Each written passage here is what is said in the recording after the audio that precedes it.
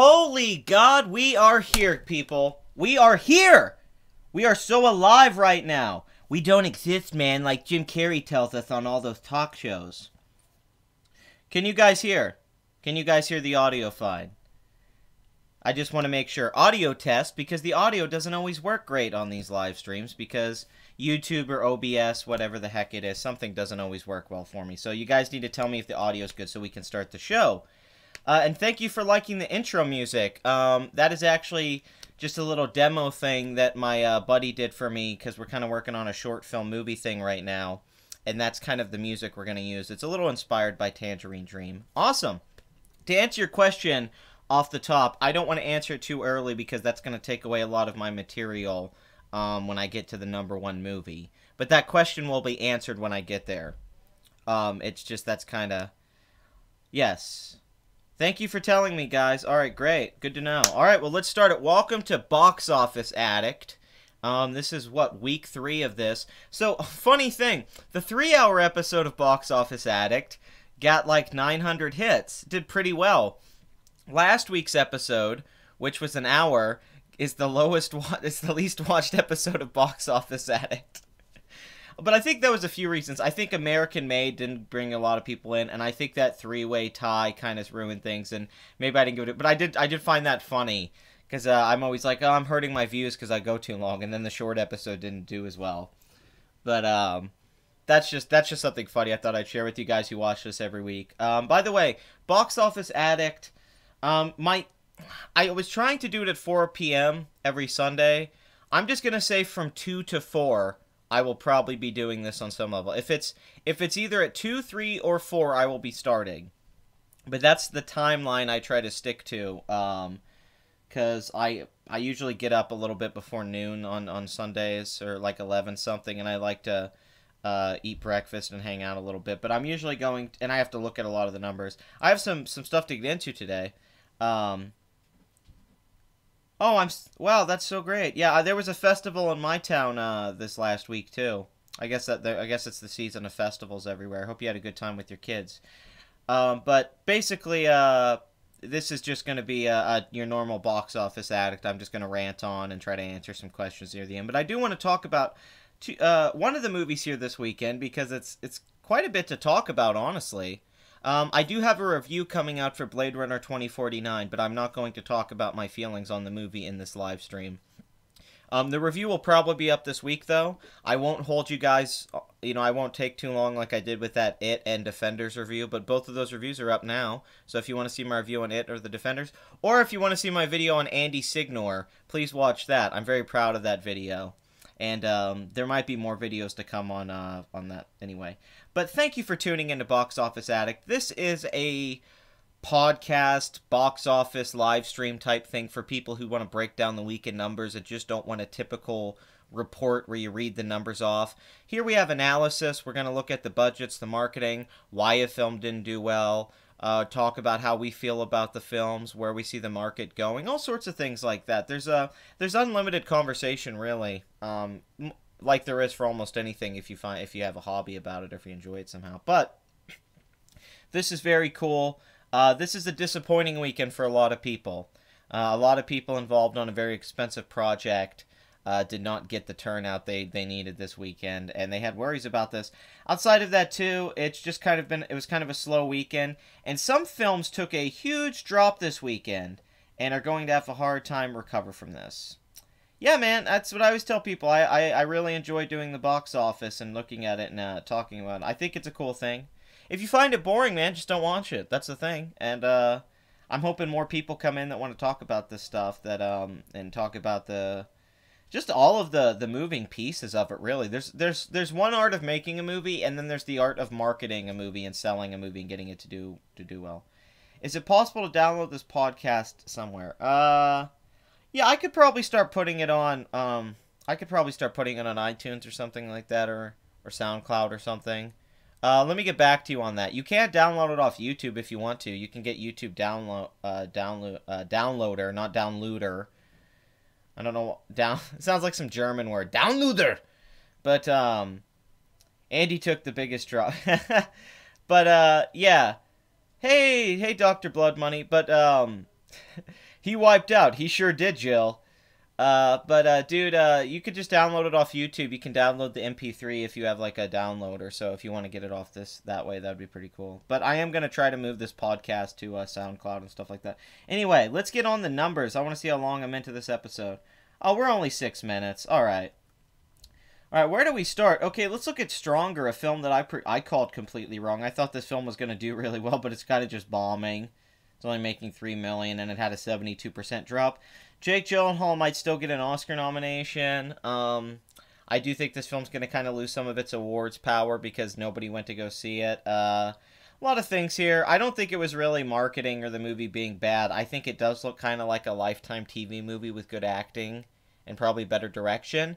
But you could probably watch this movie at home or rent it at Redbox or something, and you wouldn't lose anything. It doesn't mean this film won't get a big following down the road, but I just thought it was going to be a big crowd pleaser. And Jake Gyllenhaal consistently struggles to really make a dent at the box office, which is so unfortunate because he's one of the finest actors of his generation. But people just... Ryan Gosling, too, has a hard time. Outside of La La Land and a couple other films, Ryan Gosling's not a box office draw either.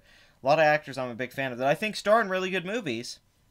They haven't really had a breakout movie like they need. I thought La La Land was that movie for Ryan, but I think I might have called that one a little wrong. Okay, Wind Rivers, 33 million on 11 million, but let's look at Hitman's Bodyguard for a second. 176 million worldwide. Nice update. All right, so $30 million budget. They probably had 30 mil, 50 mil, and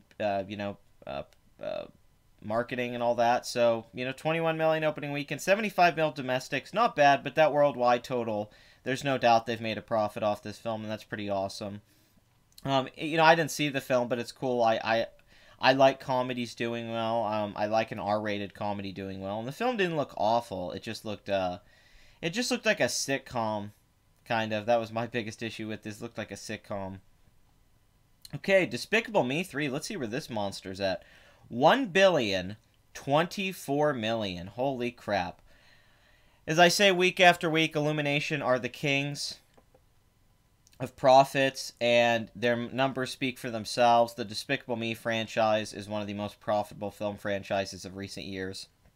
And they have Secret Life of Pets and Sing and all these other movies that are huge, massive money makers. And you really could have put money down that this was going to make $1 billion.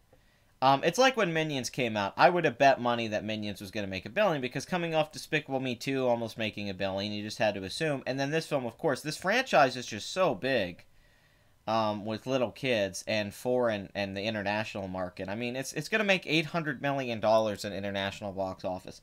Absolute bonkers. Definitely one of the most successful films of the year. And I don't see another animated film probably doing better than that this year. Doesn't make or many live action films, to be honest. If we're being Mother, 75% drop. Aronofsky's film will be gone next week, and this is the last week, and you're going to be seeing Mother at the domestic box office. So this is another Detroit. Detroit came out, $34 million budget. Catherine Bigelow, big names. Only made about $16 million, it's gone. Mother comes out, few weeks, $7 million opening weekend like Detroit, $30 million budget. Then it's gone. The international box office isn't as bad with $21 million, and I don't think it's all done yet, but all said and done, really. But there's no way they've made a profit or broke even at this point with that budget. So, not good news for Darren Aronofsky, Jennifer Lawrence, who, this was honestly, in my opinion, a really bad career move for her. Maybe she didn't see it that way. But I don't really think... I think her base audience, I don't think that was the direction to go. And, I don't know. And it's not a film that's critically acclaimed enough or praised enough for her to just be like, well, I was in it and I'm going to win an Oscar. It's not really that either. More Silver Linings Playbook, J-Law. I don't think doing the crazy esoteric film with Aronofsky was a box office go. No, oh, but I was doing it for the art. I wasn't doing it for the money. Oh, yeah, you've been in so many great art films, J-Law. I loved Prisoners. Harambe. Hey. Stop that. Oh, God. Okay. Hey. Sorry, I'm yelling at my rabbit. He's getting into something. He's right, you better get out of there. Okay, let's move up a little bit. Home Again. Home again. Reese Witherspoon's movie's bombing again. It only made 26 mil. She's home again. 12 million budget, 26 mil domestic. I don't know what to say about this. They probably didn't. I mean, just with marketing, there's no way they made money on that. That's got to be disappointing. I mean, they didn't spend a lot on it, but still, like, it's not making an impact. Battle of the Sexes is definitely not doing that well. Minus 30%, which it really isn't a bad drop, but it just isn't making a lot of money on its weekend. 7 million domestic total, 3.4 million opening weekend. This was brought to you by the Little Miss Sunshine Ruby Sparks duo, and Ruby Sparks, one of my favorite films of the last decade. Love Ruby Sparks. Might put Ruby Sparks on an underrated classics, actually. Very good movie. But this film's only doing okay. I'm not even going to say it's doing okay. I don't see it making 20 million, so that's kind of a... For having Steve Carell and Emma Stone in it, who are huge stars, and for it being such a big historical thing, and it being kind of a comedy. I mean, I don't know. I just thought that would do better. That's not very good box office. American Assassin, 51 million worldwide on a $33 million budget. Not great. The domestic total is just... Honestly, it's just bad. Hopefully there's more international box office coming in. This thing needs to clear 100 million to really make a dent. But as of right now, this is kind of looking like a bomb, which is upsetting for Michael Keaton. I do have a review up for this movie, which I thought was okay. But it might end up being a cable classic. Who knows? Flatliners is flatlining at the box office. Don't you love when those movie blogger writer types write really terrible jokes because they're not funny? It's great. It's just so great. Look, I'm a comedian now. Flatliners. 3.8 million. 42% drop. That's a very odd drop.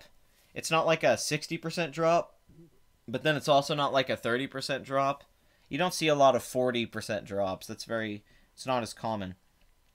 $19 million budget. 12 million domestic total. 18 million worldwide. Well, this film isn't doing that well. Sorry, Ben Ripley, who wrote Source Code, which was actually a little bit of a hit. Disappointing. It's not just disappointing, it's bad opening weekend.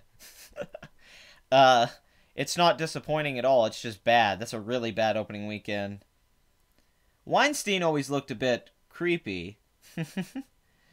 They're both pretty big. I think Harvey is pushing 300 pounds. Yeah, Harvey Weinstein should have produced 300 because that's his weight count. Totally right. I can't wait to see the Harvey Weinstein biopic. Oh my god, what a great movie that's going to be. It's just going to be pure entertainment. I'm Harvey Weinstein. Hey, what's going on, Kevin Smith?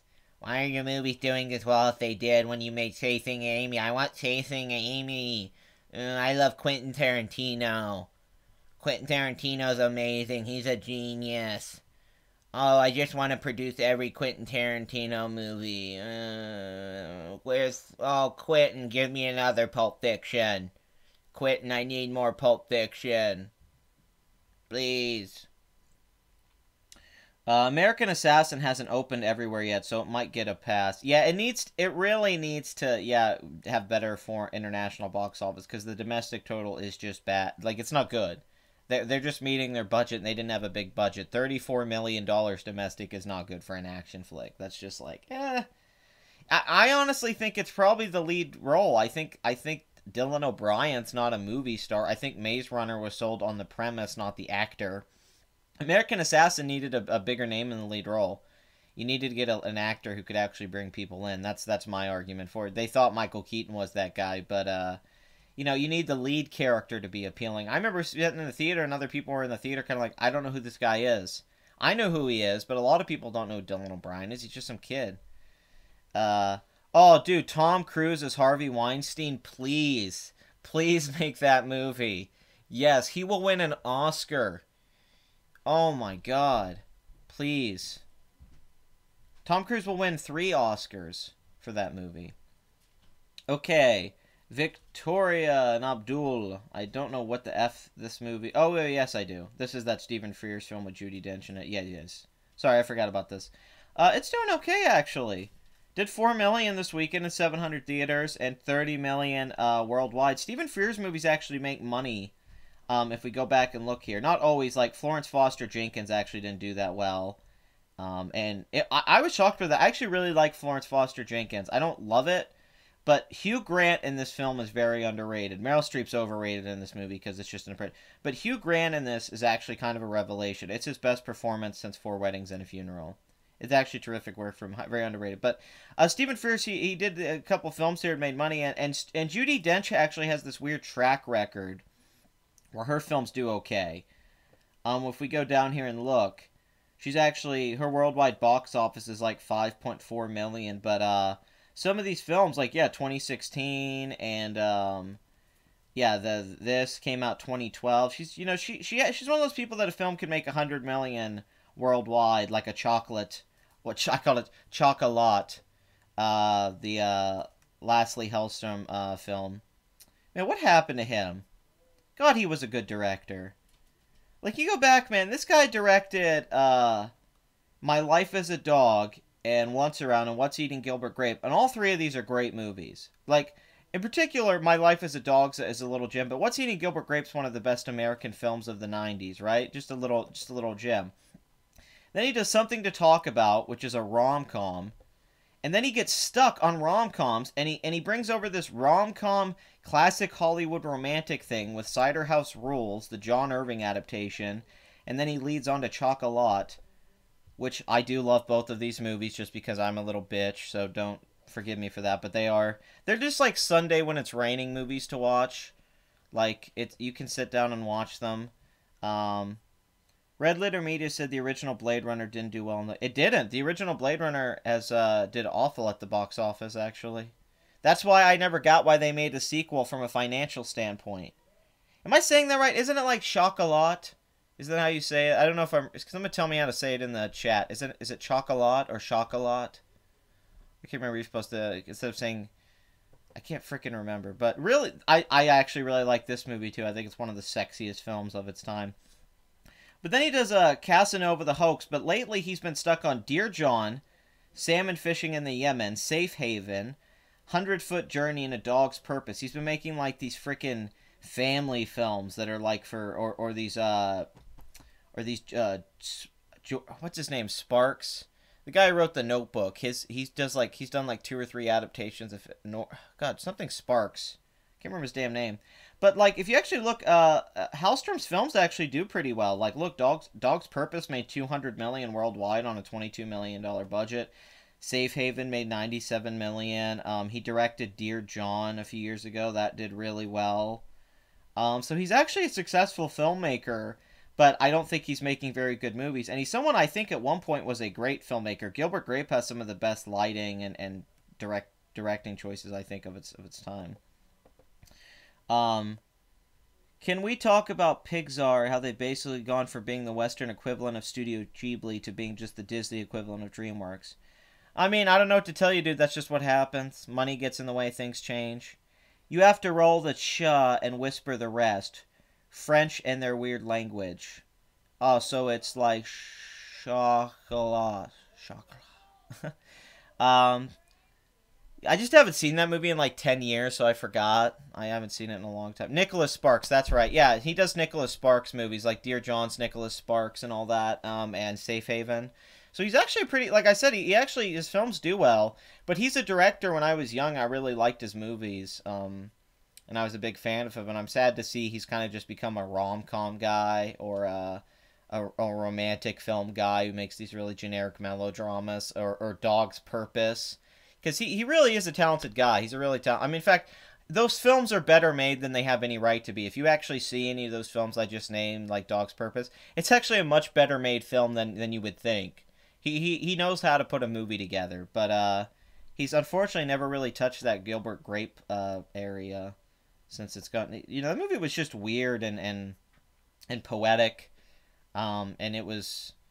God, it was so real. It was so many people, the real world are like that. We take it for granted that those people exist, and there's families out there like that. But then to have it written in such a, I don't know, almost... God, it was almost like, it's almost Southern Gothic-y in how it kind of comes off in a way, but it's so funny. It's like a Coen Brothers movie at points, too. It's so funny, and John C. Reilly's in it. I love Leo and Johnny Depp in that movie. I think it's still probably their two best performances, or Ed Wood for Johnny Depp, but Leo till this day I think's never been more. He's never lived in a scene more than he did in that movie. And God, the mother in that. God, I think about the movie so much. I gotta do a video on Gilbert Grape. I really do. Yeah, Nicholas Sparks though. Yeah. He, man, remember when he was a big deal? That kind of died off. Do you remember when all those Nicholas Sparks books were getting made into movies and they were all hits, like one after another? That didn't hold on. Anyway, let's see. The Lego Ninjago movie, the Lego Ninja movie, whatever the heck. 43 mil domestic, 77 million worldwide. I gotta say, I want to say this is a bomb domestically. This is not good box office. From what I read, the budget on this was like $70 million, so they have not made their money back domestically, and they are going to have to rely on the international box office, which is not big for the Lego franchise. Lego Movie did a lot better domestically, and so did Lego, and Lego Batman did a lot of money, most of its money domestically, I think, too. So this might be the end of the Lego franchise in this form, where they're doing so many spin-offs. I think they'll definitely make a sequel to Lego Batman in the Lego Movie, but we probably won't see another Lego spinoff because for a children's film in this franchise, which is, you know, 2 films now have done over 170 million, to have a film that's not going to break 100 million at the domestic box office, not good. Not good at all. That's just never, that's not good for any animated film. By the way, where the hell did the Emoji Movie go? It's not even up here anymore. I wonder where Cars 3 is at. Is that even near 400? 374 million. Oh, got a little boost. That ain't bad, actually. Where's that? Okay, American Made, Tom Cruise. A film I really want to see. I've heard great things about. This is just heartbreaking. 51% drop. Audiences are not connecting with this film like critics. I thought people were really going to like this movie. I thought the word of mouth was going to be good, but a 51% drop is pretty steep. 8 million second weekend. It went from number 3, dropped down. Because last weekend when I did this, it was the number 1 movie. And now, after I did the box office stream, it went down to number 3. So that was funny. It had a 16 million opening weekend. Now, it's at 98 million worldwide. And it's got a $50 million budget. Now, this is going to have to rely solely on the international box office and Tom Cruise star power. So I don't think this film's going to be a bomb at all. But it's definitely not going to be a hit with audiences here domestically. I don't even know if it'll quite reach 50 million. It'll probably get a little bit by there, but disappointing. You always want Tom Cruise to do well. This is one of his best reviewed movies since Edge of Tomorrow, and that film only scratched 100 million, and that's a film I think should have made $200 million at the box office. I love Edge of Tomorrow, and Doug Liman's a really good filmmaker. And I hope that whatever he makes with Tom Cruise always does well. And it's unfortunate his 2 films with Tom Cruise, because I like how he uses Tom Cruise. Other directors make good action movies with Tom Cruise or funny movies and stuff like that, but Doug Liman seems to be the only guy with Edge of Tomorrow and American Made that gets 80s Tom Cruise. That gets that kind of cocky jerk guy that we love from Top Gun and all that stuff, or Rain Man. The roles I really like. He's the only director I know anymore, like kind of like even Jerry Maguire. He's one of the only guys I see who gets Tom Cruise to play a role like this and show his range. So that's upsetting. I wish Tom Cruise and Doug Liman's collaboration was more celebrated by audiences, because I think Doug Liman's getting the best performances out of Tom Cruise right now. Like, if you go look at Tom Cruise's other movies, he got The Mummy, Jack Reacher, Mission Impossible, Oblivion, Rock of Ages, Night and Day, Valkyrie. He's not bad in any of these movies, but it's not nearly... The 2 standout performances are in Edge of Tomorrow and American Made. By far, it's not even close. And they're perfect roles for him, Tom Cruise, the movie star. And I really wish that people... Alright, Kingsman, man. Kingsman is not doing that great. 52% drop. Number 5 this weekend. And it's at 79 mil domestic. Let me remind you, the first Kingsman made $128 million domestic and $414 million worldwide. I said when this movie came out, the opening weekend was the big factor here. And they did a terrible job marketing Kingsman 2. They did not separate it at all from the first movie. There was no hook. And that's what's going to hurt the number one film when we get to that. There was no hook in the marketing because they didn't want to reveal anything. But Kingsman 2, you just saw a bunch of action scenes. The first Kingsman, the hook was, here's this poor kid, Eggsy, and he gets recruited by James Bond, Colin Firth. And then he fights the bad guys. That was how the trailer set that up. Remember him stealing the lighter? That's good marketing. You hook people with the narrative. Always remember that with your marketing. You can't always rely on the Pennywise It thing where people are familiar with the franchise or the story itself. So then with Kingsman 2, they just go, hey, let's show a bunch of action scenes and show the Statesman and Channing Tatum and all that. And all you see is the original Kingsman place gets blown up, and then they have to go to... That's not really a hook. They didn't really sell you on what the plot was, so it wasn't enough for people. It's happened with War for the Planet of the Apes. Everyone saw War for the Planet of the Apes trailer and thought, well, that looks like Dawn of the Planet of the Apes, and it doesn't look any different, except Woody Harrelson's in it now, except for Gary Oldman. And they didn't sell you on it being a prison film and the aspects of it that did make it different. They didn't market the hook of the movie. Like even a Suicide Squad, they had a hook. There's bad guys getting recruited to do this stuff. You know, and they have all those terrible things I hate in that movie, like, we're bad guys, it's what we do. And all that terrible crap they put in the trailers, but that stuff worked. Because it got audiences' attention, like, oh, wow, the Joker's in this? Is he the bad guy? You know, and then you find out he's only in it for 5 minutes. But, you know, in the trailers, they did a good job of making you think, well, there might be something going on in this movie they're not showing us. Kingsman didn't do that. Kingsman gave you everything it was in the trailers, and it's all it was. It's not going to reach the original film's domestic total, which is not good because this film cost more than the first film. The first film cost $80 million, and this one cost $104 million, and I've heard it cost more than that. So, Tom Cruise hasn't been a huge draw in a while. Yeah, it just seems like people want to go see his action movies more, though. Like, the Mission Impossible films do really well. Like, Mission Impossible 4 and 5 were huge hits. But it seems like people don't want to go see Tom Cruise movies that aren't those big action films. That's what upsets me. They'll go see him as Ethan Hunt, but they won't go see American Made. And that's... You know, people are complaining they don't make enough movies anymore that aren't original or they aren't franchise films. So it's like, here's a movie they're making that's not based off some franchise or IP, and it's a movie for adults with Tom Cruise in it, and nobody goes to see it. I mean, that's the thing. It's like they're trying to make those movies. People aren't going to see them this summer or going into this year. I can't really talk about that. I have a review coming out, and I don't want to spoil things. Do American audiences really care about big-name actors anymore? I don't think so. I think they care about characters. Like, I think Robert Downey Jr. is big because of Tony Stark. I think Tony Stark's popular. I think Daniel Craig is popular as James Bond, right? I think Harrison Ford, when he plays a character, he's popular. I don't think people are as big on... Like, it used to be you went to go see an Arnold Schwarzenegger movie because it was Arnold Schwarzenegger. It wasn't because he couldn't act. You just went because he was in a movie and you knew it was going to be a good action film. There's not really that kind of actor today. There's not really... Or Bruce Willis was an actor people used to just go see because Bruce Willis was in the movie. But people don't... I don't think there's many actors at all anymore who really pull in people. Yeah, because we get confused when a film does really well. We always think it's the actor. It's like, I think Ryan Reynolds was a big reason Deadpool made a lot of money, but it wasn't because Ryan Reynolds is so popular. It's because him as Deadpool is popular. People wanted to see Ryan Reynolds as Deadpool, so it was popular because Deadpool's popular. Like, it doesn't necessarily mean Ryan Reynolds now is the up-and-coming movie star in the country. That's not always how it works. Chris Pratt, I think, is showing some box office power as an up-and-coming actor, but we'll see how long that lasts. But first, he seems to be drawing people in. So we're gonna have to wait and see there. Anyway, Kingsman 2 though at the international box office is doing killer. 173 foreign, 253 million worldwide. So it's definitely not a bomb. Don't get me wrong. I'm not saying this film's a bomb, but domestically that's not great. When you look adjusted for ticket price inflation, the first Kingsman made about 140 million. So this is far below that. And the first Kingsman was just this surprise hit movie. Like, it came out, nobody thought it was going to be this, like, little blockbuster that could kick off a franchise, and it did.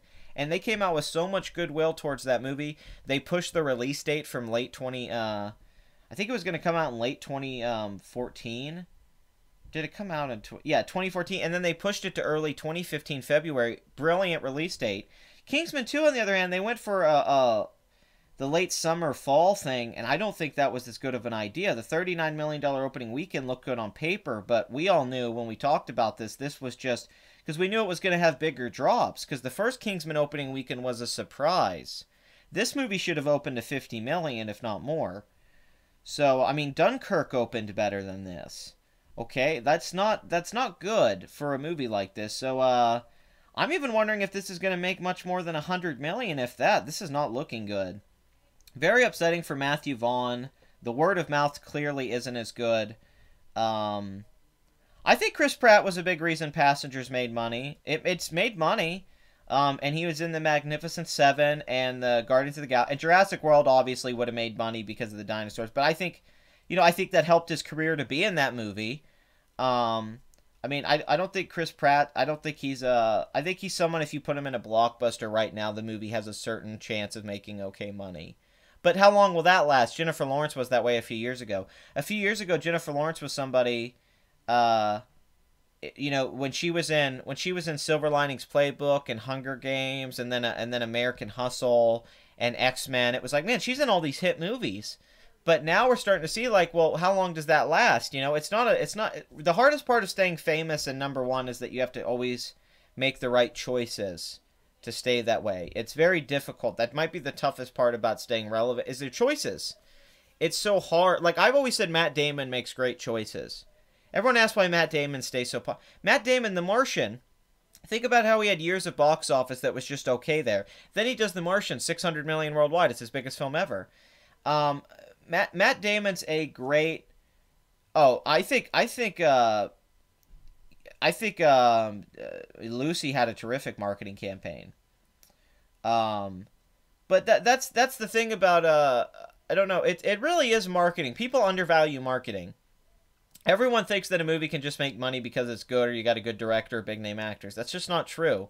The Rock probably has box office power.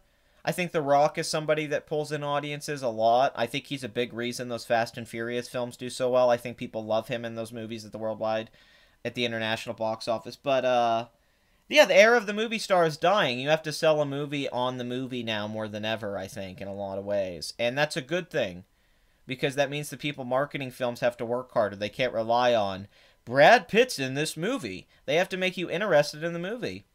They have to sell you on the movie. It is a big hit for a lot of reasons, but one big reason is the marketing. The marketing for it was terrific. The trailers were terrific. Even if you didn't like them, they were terrific trailers they were. I mean, they made it look like a really creepy, scary film that was going to go really far, and and they showed just enough to get people to want to go see it, and they didn't reveal too much. I think, that's a good marketing campaign is so crucial to any film success, and I don't care if a film is terrible or good. Films really don't get by on word of mouth that much anymore. Sometimes they do.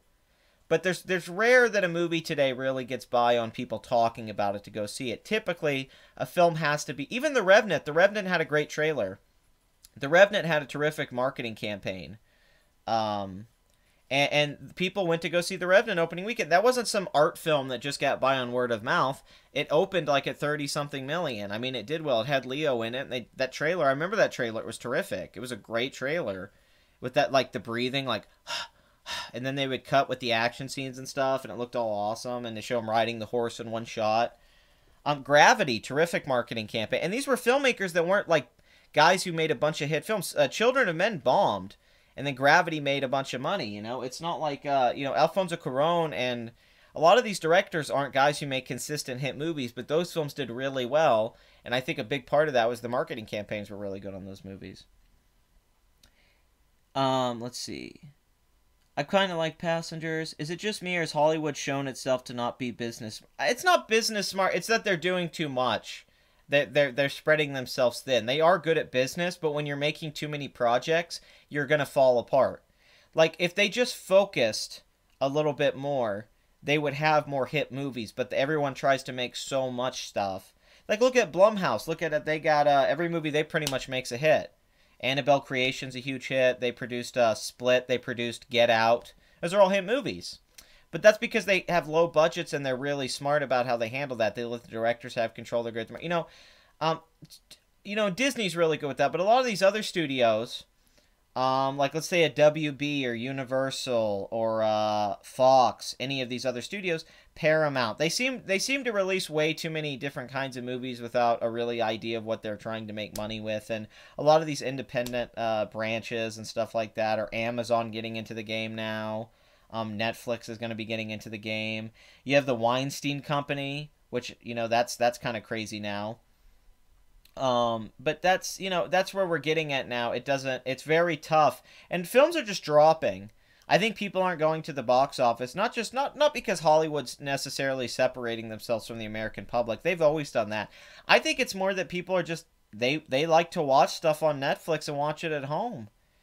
I was thinking about this with Blade Runner 2049, and it's a film you should see in the theater, right?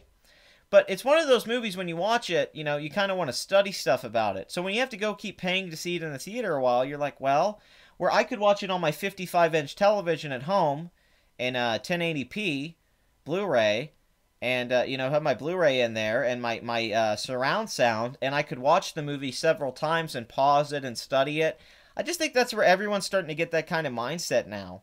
I mean, it's you end up getting a lot more out of the money you put into home video or watching stuff at home than you do it going to the theater, because when you go to the theater, you see the movie, you're going to see a 3-hour movie, you got to sit there, and then you got 20 minutes of trailers, and then if you drink something, you might have to pee, and then people might be making noise, and it's expensive, and then you could just sit at home and watch it. And pause it when you want and get what you want out of it. I mean, I know people think that stuff's out. They're like, but it's the beauty of the cinema and sitting in there. It's like, hey, dude, I'm right with you guys. I love going to the theater and sitting in there, but in the cinema. But I get the appeal of watching movies at home. It's fun to watch movies at home. I have a projector, I have a projection screen and a projector in the other room, and I could just pop the movie on there and watch it on a huge screen if I wanted to. So it's kind of like, unless you're going to a theater with really good projection, digital projection, that makes the movie look extra better and has great sound. Like sometimes it's not really that different. I think people are getting closer to that mindset, especially when you're watching something like Game of Thrones and it looks as expensive as any of the movies that come out. Even if you hate the writing to Game of Thrones, the actual production values are as good, if not better, than movies. It looks great. And it's like, well, yeah, we're kind of getting to that point now. There's an article even here that I might do a video from Variety about how budgets are getting so high on TV shows. Like how the Get Down Here cost $11 million an episode. Legion cost $4 million an episode. I mean, they were saying Stranger Things this year, every episode cost $8 million. $8 million an episode for 9 episodes. This show, Insecure, even $3.5 million on HBO. I mean, a lot. The budgets on TV shows. The People versus O.J. Simpson, $6.5 million. I mean, they're starting to be expensive. I mean, Moonlight won Best Picture and cost $1.5 million, and a TV show today, $1.5 million, just isn't cutting it. And a lot of the time, it was shows on CW or a lot of networks that did shows like this were doing it for $2 or $3 million. Now these other channels like FX or Netflix streaming, HBO always did expensive. They always spent $5-6 million, but now everyone's doing it. All the shows are costing $5-6 million to produce, and I get it, but some of them are spending it, I think, needlessly. Like you watch some shows and you're like, this show didn't need a big budget to be a good show. You just needed good writing. And they're getting too caught up in the visuals. But directors are starting to go to Hollywood because, think about this, if you're a filmmaker with vision and a creative mindset, and you try to have to deal with the crappy stuff with Hollywood to make a movie, like you want to make some franchise film, and then you get the chance to go direct on a TV show where the budget's like $6 million an episode, and you only have to do, let's say, half hour to 45 minutes of story and stuff like that. I mean, that's just a better deal. You get to do more. I mean, that would basically be shooting like a movie. You'd have a movie-like budget, and the writers have a lot more influence. You get a lot more input from the writers, and I don't know. It's just I'm thinking directors are probably getting very fulfilled going to television anymore. I think we're going to see that. I think a lot of the film directors, guys, they like having big films coming out and making money. And to make a film like Dunkirk, you really need to get a big budget and have to make money. But we're going to get to a point where I think, how Cary Fukunaga really got to do True Detective on TV and Beast of No Nation really never got a big release. I think you're going to see more talented filmmakers. David Lynch, Twin Peaks, television, Showtime. You're not seeing him make a movie, you know? I don't think we're going to be seeing those films in the cinema much more. I think we're going to be seeing, particularly art films, I think are going to be solely at and online or on television. I don't think you're going to be seeing art films because they're just not making money. I mean, people aren't running out to go see them anymore, and the audiences for them seem to watch them at home. Quick question: why the majority of audiences aren't watching Blade Runner? Well, I'm gonna get to that when I get to number one. But I have a lot of answers for that, and I think there's several factors why Blade Runner is doing how it's doing. Let's keep moving on up. My Little Pony, the movie, 8 million. That's not a great opening weekend for this. You know, for how big this franchise is in 2,500 theaters, I would have expected something closer to 20 million. Because how many bronies there are out there. I mean, there's bronies from little children all the way up to old people, so this is weird. But 8.8 million, not great. I don't know how much that movie cost. I'm sure it didn't cost that much to make. It's an adaptation of a TV animated show. I doubt it cost that much, but not a great opening weekend. 42% drop, 9.6 million. It has finally crossed 300 million at the domestic box office. It is the first horror film, I believe, yes, when you don't adjust ticket price inflation, because The Exorcist made this much money, and Silence of the Lambs almost made this much money. It is the first horror film to ever make $300 million at the domestic box office. That has never happened before. Now, like I said, The Exorcist did do that, but that's just for context. But this film is the first, which is an achievement. When this film was coming out, I thought that everyone knew this film was going to be a hit. We all knew it was going to make money. It had the most viewed trailer ever. It had hype. We all knew it. And we all knew it was going to open 70, 80 million and probably make a lot of money. I was seeing 200 mil domestic. I would have never thought this film was going to make 100 million opening week, and I would have never thought it was going to make over $300 million domestic. I mean, this is crazy. This is doing Spider-Man Homecoming numbers domestically. It's competing with Spider-Man. It's crazy. A $35 million budget. They probably had 50, 60... I mean, they probably actually had a lot in the marketing campaign. I'm hearing Blade Runner 2049 actually had like a $100 million marketing budget, which is not good. That's really bad. Oh, man, you're going to be really disappointed, Blood. You're going to be really disappointed. I think it could work as a big budget TV miniseries someday. I don't think it'll work as one right now. I think we're going to have to wait a few years once we get over the bad taste of the Pacific Rim movies and all that other kind of stuff. I think Hollywood hasn't quite gotten mechs down yet, and it's going to take a while to get the whole mech thing down. I don't think they totally work yet in Hollywood movies. Anyway, though, I don't think anyone would have thought this film was going to be... I mean, it's a blockbuster. It was made like a blockbuster, which is what I said in my review. I was shocked how much of it wasn't a horror film and psychological. It's kind of a crowd-pleasing roller coaster blockbuster movie. It's a comedy adventure flick in a lot of ways. But for the director and everyone involved, this is just huge. I mean, the opening weekend was impressive, but it's had really good, a 60 million second weekend, and all the drops have been, pretty okay. They haven't been like, they're not huge drops, like to be in the 40 to the 50% like this. Which I just said earlier, there's not movies that drop 40%, and then you get right here 43, 42%. But still, this is great box office. This is probably going to wrap up somewhere around 320-something million, if not a little bit more. But they've clearly made a profit, if not many times over. Because remember everyone was talking about how Get Out made a lot of profit because it cost $5 million and made $250 worldwide. Well, this film's made $300 million domestic with a $35 million. That's just the domestic total. The foreign box office is icing. This film could have made $300 million worldwide and it would have been considered a massive hit. It'd been like, oh wow, it's like The Conjuring, huge franchise now. It could have made $400 million worldwide. It could have made $250 million worldwide. And we'd been like, well, it did good. It was successful. But now that it's at $600 million worldwide, it's like, holy crap. This is one of the most successful films of the year. I mean, not just as a horror film or anything like that. It's just, it's right now number 11, and it's going to get into 10. It's going to make more than Transformers The Last Night, a franchise that's made billion-dollar movies. It's going to pass Transformers. It's going to probably pass Logan. a super film. It will probably reach Pirates of the Caribbean, this 800 million, but this budget was 230 million, and a lot of reports say it was higher than that, like it was 300 million. So really, just looking at budgets in all these films, outside of Despicable Me 3, which is comparable with 80 million and making $1 billion, this film with $35 million making this, amazing total. Puts almost everything else to shame. Let's look at Dunkirk real quick, see where it's at. Dunkirk's at $520 million worldwide, $100 million budget, $50 million marketing, if not a little bit more. And yeah, I've read Blade Runner. They spent a lot on promotion. Let's look at the Deadline article here real quick before we get to it. But they have it point. What do they have it at? They have the budget up. Hold on there. Let's see. $5 million to see IMAX revenues. Oh, come on.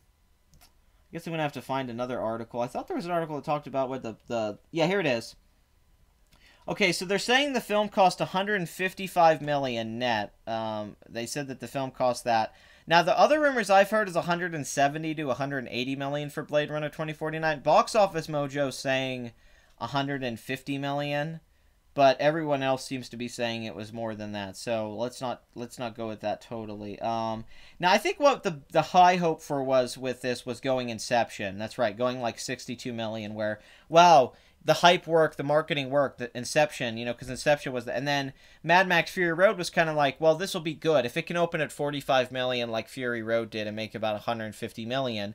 That definitely wouldn't be a hit because Fury Road didn't make a lot of profit at all because it cost more than 150 million.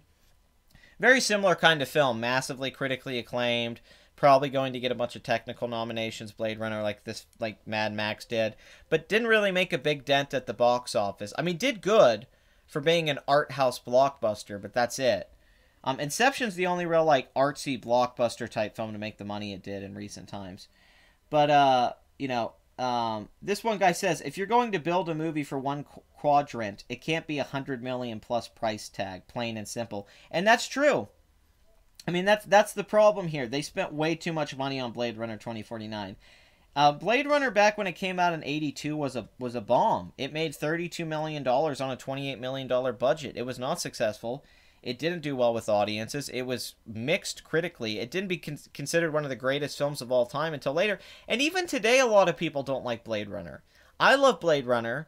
A lot of film critics love Blade Runner. But still, to this day, a lot of people find it to be a boring film. Even Red Letter Media, they both said they thought it was boring, which I don't agree with. I don't think Blade Runner's boring.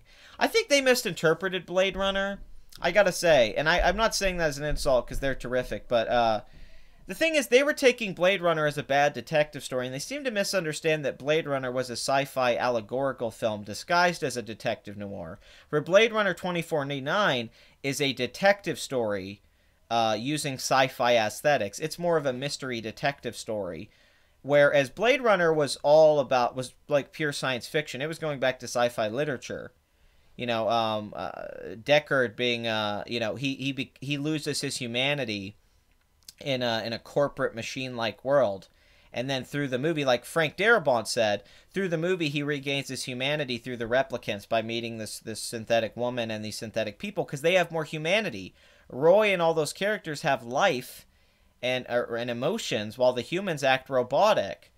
But Deckard finds his humanity again at the end of the movie. Notice that he's very stoic, and then at the end when he grabs the unicorn, he smiles before he walks out the door. He's regaining his humanity again. He's thinking about it. Then again, who does? And he's like, yeah, life is something that just exists for a little while. Like I said in my review, you just have to find some kind of value for yourself, whatever it is, what makes your life worth living. And with that, you can find purpose. Deckard finds his purpose again through the replicants, because he can't find a purpose in what the world's become, and what this elite world has become, where these men have made themselves gods. Men like Tyrell have made themselves god figures and built these giant buildings to represent their god status. And then Roy, the fallen angel, has fallen. The angels fall from the colonies. They fall to come kill God. They come to kill God, their father. You know, in a lot of ways, Deckard is the human in between the god and the angels and all that kind of thing. And his human center is what's so powerful about the theme in Blade Runner. And Blade Runner 2049, doing the replicant thing, is, can this character who is synthetic find that he is more human than he knew, which is the opposite of Blade Runner, where it's a robot. It's a guy finding his humanity despite him being robotic. This movie's more about a guy who is trying to find humanity in a different way. He's not trying to find it through replicants. He's trying to find it through discovery and truth of other human beings, and through that can see his own humanity and a relationship he has with other people. But it's like Red Letter Media didn't get what Blade Runner was about. They took it as some bad detective noir story that's slow and boring, and it's like, that's kind of not what the film is at all. You're kind of missing the, like, transhuman themes and all that stuff that's really going on in that movie and what Deckard's character is. It's not this... not that they can't have an opinion, but I feel like a lot of people miss out on the actual subtleties of Blade Runner and why it's such a brilliant movie and why it's Ridley Scott's best movie is because Ridley Scott he didn't see the replicants as evil machines. He saw them as more human than human. Or as Razorfist just did a video on this, but it's a great quote. I always knew the quote where Ridley Scott says there's Supermen who can't fly. And I think that's beautiful. I think of them as angels without wings. They're angels who fell and they don't have their wings. There's a lot of biblical stuff. Ridley Scott's always had religious allegories, but it's never been more poetic and better done than in Blade Runner. Because Blade Runner's not saying that there is a god, but that man became their own god and made the world in their image like God did, and made men in their image to live on beyond them, and that's what memory's all about, how you live on in people's memories. And Tyrell wants to live on forever in his own way. He knows you can't live forever as a human. He says that. He goes, I don't have the answers to that. But he can live on through his creations and his legend. And, Ridley Scott's really breaking down the ego with that and the pointless nature of that in a way, how those things just crumble. Buildings get old and crumble. And I absolutely adore Blade Runner, so I don't know. I was just a little upset that... I was a little upset in the Red Letter Media thing with them when they were... Because he said he really enjoyed it. They were talking about it. It's like, I don't know. But you do have to watch the movie a lot, multiple times to really get that stuff. So maybe if you only watch it a few times and you're like, oh, it's a detective story and it doesn't really work. Because, it is kind of a crappy detective story. You do know what's going to happen. There is no mystery. But it's not a mystery film. Blade Runner was never a mystery film. Ridley Scott didn't want it to be a mystery detective story. It's like it's exploring what it is to be human and just using a detective story as a way to get you into a conventional narrative, but it's not a conventional movie. If they made Godzilla movie with more than 5 minutes of him in it, that would crush. Yeah, I know. Andy will be gone like tears in the rain. He sure will, Jill. He sure will. Let's see. To sum up, you want quick money, make a horror movie. Yep, that's pretty much it. Darn, let me find... God, there was a better article from Deadline about Blade Runner 2040. I'm sorry I did like a little Blade Runner analysis there, and I know Razorfist basically just made a great video, although it's his favorite film. It's my, 16th, 17th favorite film, but my review is more focused on the value you find in humanity. That's the angle I wanted to take, is what the emotional aspects of Blade Runner. His review was not review, but his breakdown of it was stuff that I ignored in my video. But it's the other half of Blade Runner, where it is about this guy finding his humanity again via the machines, which I was saying. But I like his take on it too. And if you go watch that video, he has clips with Ridley Scott and all that are really good. Although I don't agree with Razorfist that Blade Runner 2049 ruins Blade Runner and it's pointless and it's a well-made insult. I think it just depends on how you look at it. I think this movie's going to be controversial, even more so than the first movie was, because I think perspective's going to play into this, and how much people like Blade Runner is going to tie into this. And if you're happy with what they did with those questions you had about that first film, someone like Razorfist, he's not happy with that stuff, so he's not going to dig the movie. So, and he's a big Blade Runner guy, and I think there's going to be a lot of fans like that. I don't think this film's going to be... Critics were praising it the first weekend, and it had 98% on Rotten Tomatoes, and now it's got 89%, which is still great, but it went from a film that was getting 9 out of 10 across the board to 8 out of 10. And, I don't know, there's a lot of people now saying it sucks. But that always happens with every movie. But now at the box office, we're really going to have an argument about this kind of stuff down the road. okay, we want them to make an expensive art film like this that is great and has a director like Denis Villeneuve and people involved, but are those films really feasible to make anymore in a modern Hollywood context? Was it even a good idea to make Blade Runner in the 80s? I don't really know. I don't know if there's a financial platform for Blade Runner. I don't think Blade Runner's this big thing. I don't think it's ever going to catch on. It's only liked by certain people. It's not something that...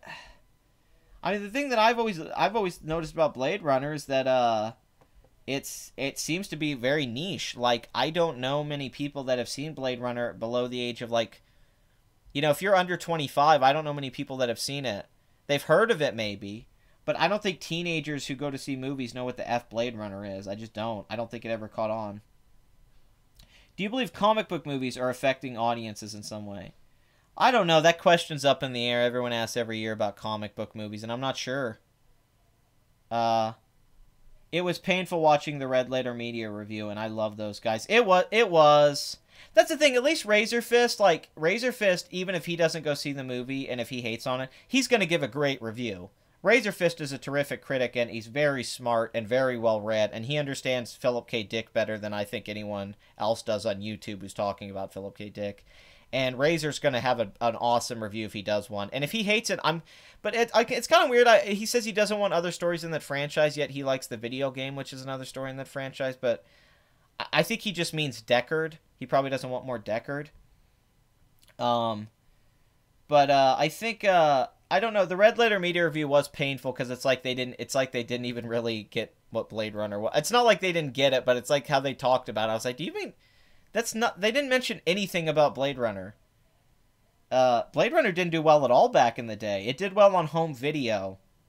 It ended up doing really well on home video, and the director's cut did really well on Laserdisc and now DVD and stuff like that. I don't know if they've ever really made much profit off Blade Runner.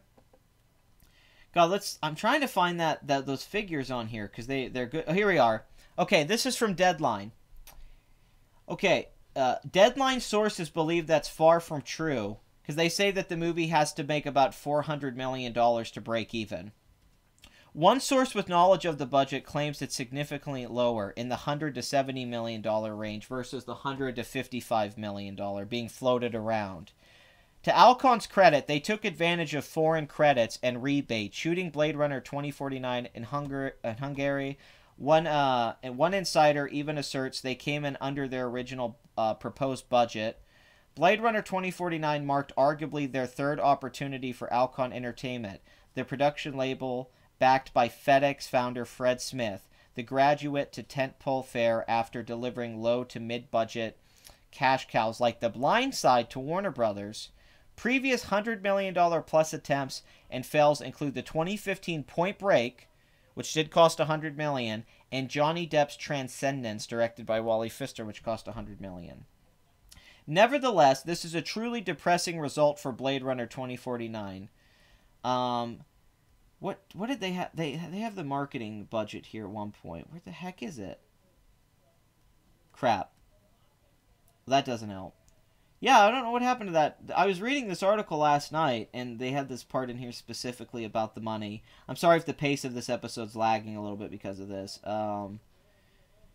I don't know. They said something where it was like they had I read something last night where they were saying they had like $100 million in promotion on this, like releasing this and marketing this around the world or something like that. And I was like, what?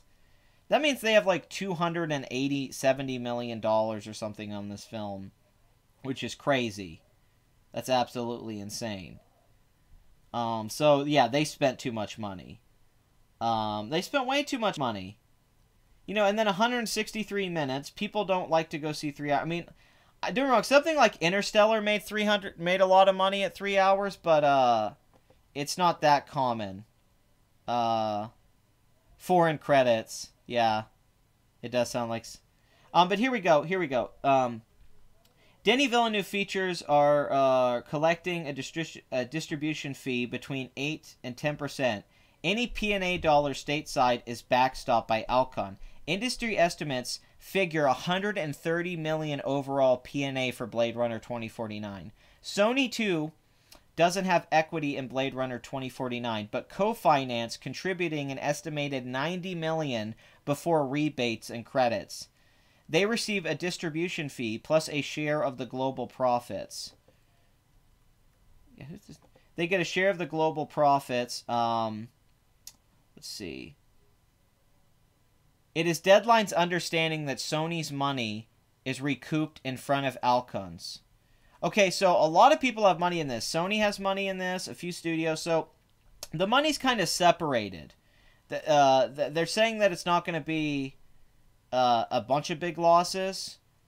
But they said Warner Brothers actually won't be hurt that bad. They're saying Warner Brothers. It's going to be a lot of the other people who put money up, like Sony and Alcon and people like that. But man, 130 million P&A and then 150 million to 170 million dollar budget. So they have a lot of money in that movie, and that's definitely not good. Oh crap! I totally forgot about The Mountains Between Us. My bad. Once again, Idris Elba has no box office power. Quit giving him lead roles because he has no box office power. I love Idris Elba, but let's get this to Hollywood's head. He has no box. Zootopia, not a hit because of him. Jungle Book, not a hit because of him. He did a voice. All of his successful movies, he's like a side role. Avengers, all that stuff. Like, stop. I love Idris Elba.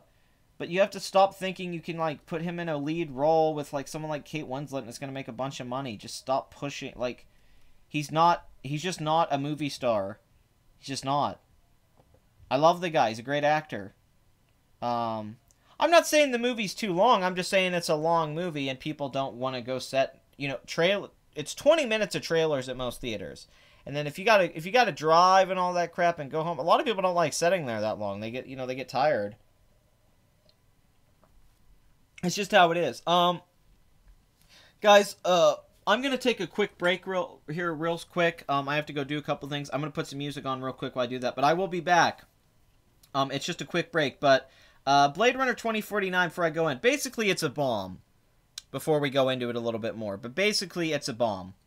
A $31 million opening weekend, all the money they have in it, $50 million international release. During the opening night, they thought this was going to open closer to Fury Road. They were saying $50 million. There was rumors it was coming in at about $15, $16 million. Then the actuals came in for Friday, and it was $12 million. And then the reports were saying $35 million. Now it's at $31 million. This is when you know a movie's not doing well. When it has an estimate, and then it goes below that, and then again, and again, and again, that's typically a really bad sign. This is a blockbuster-sized film. This is not a cheap movie by any stretch of the imagination. Okay, this isn't... It's a cheap movie, Get Out and all that. This isn't. This is an expensive... Just like Blade Runner was when it came out. Blade Runner was expensive in '82. Opening to $80 million worldwide on this much money behind it, not good. I don't see how anyone's going to make any profit off this. That doesn't mean that people are going to be losing a lot of money, but they're not going to be really getting anything from this. And there was rumors that they might do Blade Runner 3 and they might be into this, but that's not happening at all because this just confirms the Blade Runner franchise is not box office gold. But I'm going to put on some music here real quick. And I'm going to go do something real quick and I will be back. But just a short break. Talk amongst yourselves in the chat. And give me your opinion. Have some questions ready for me or something like that. But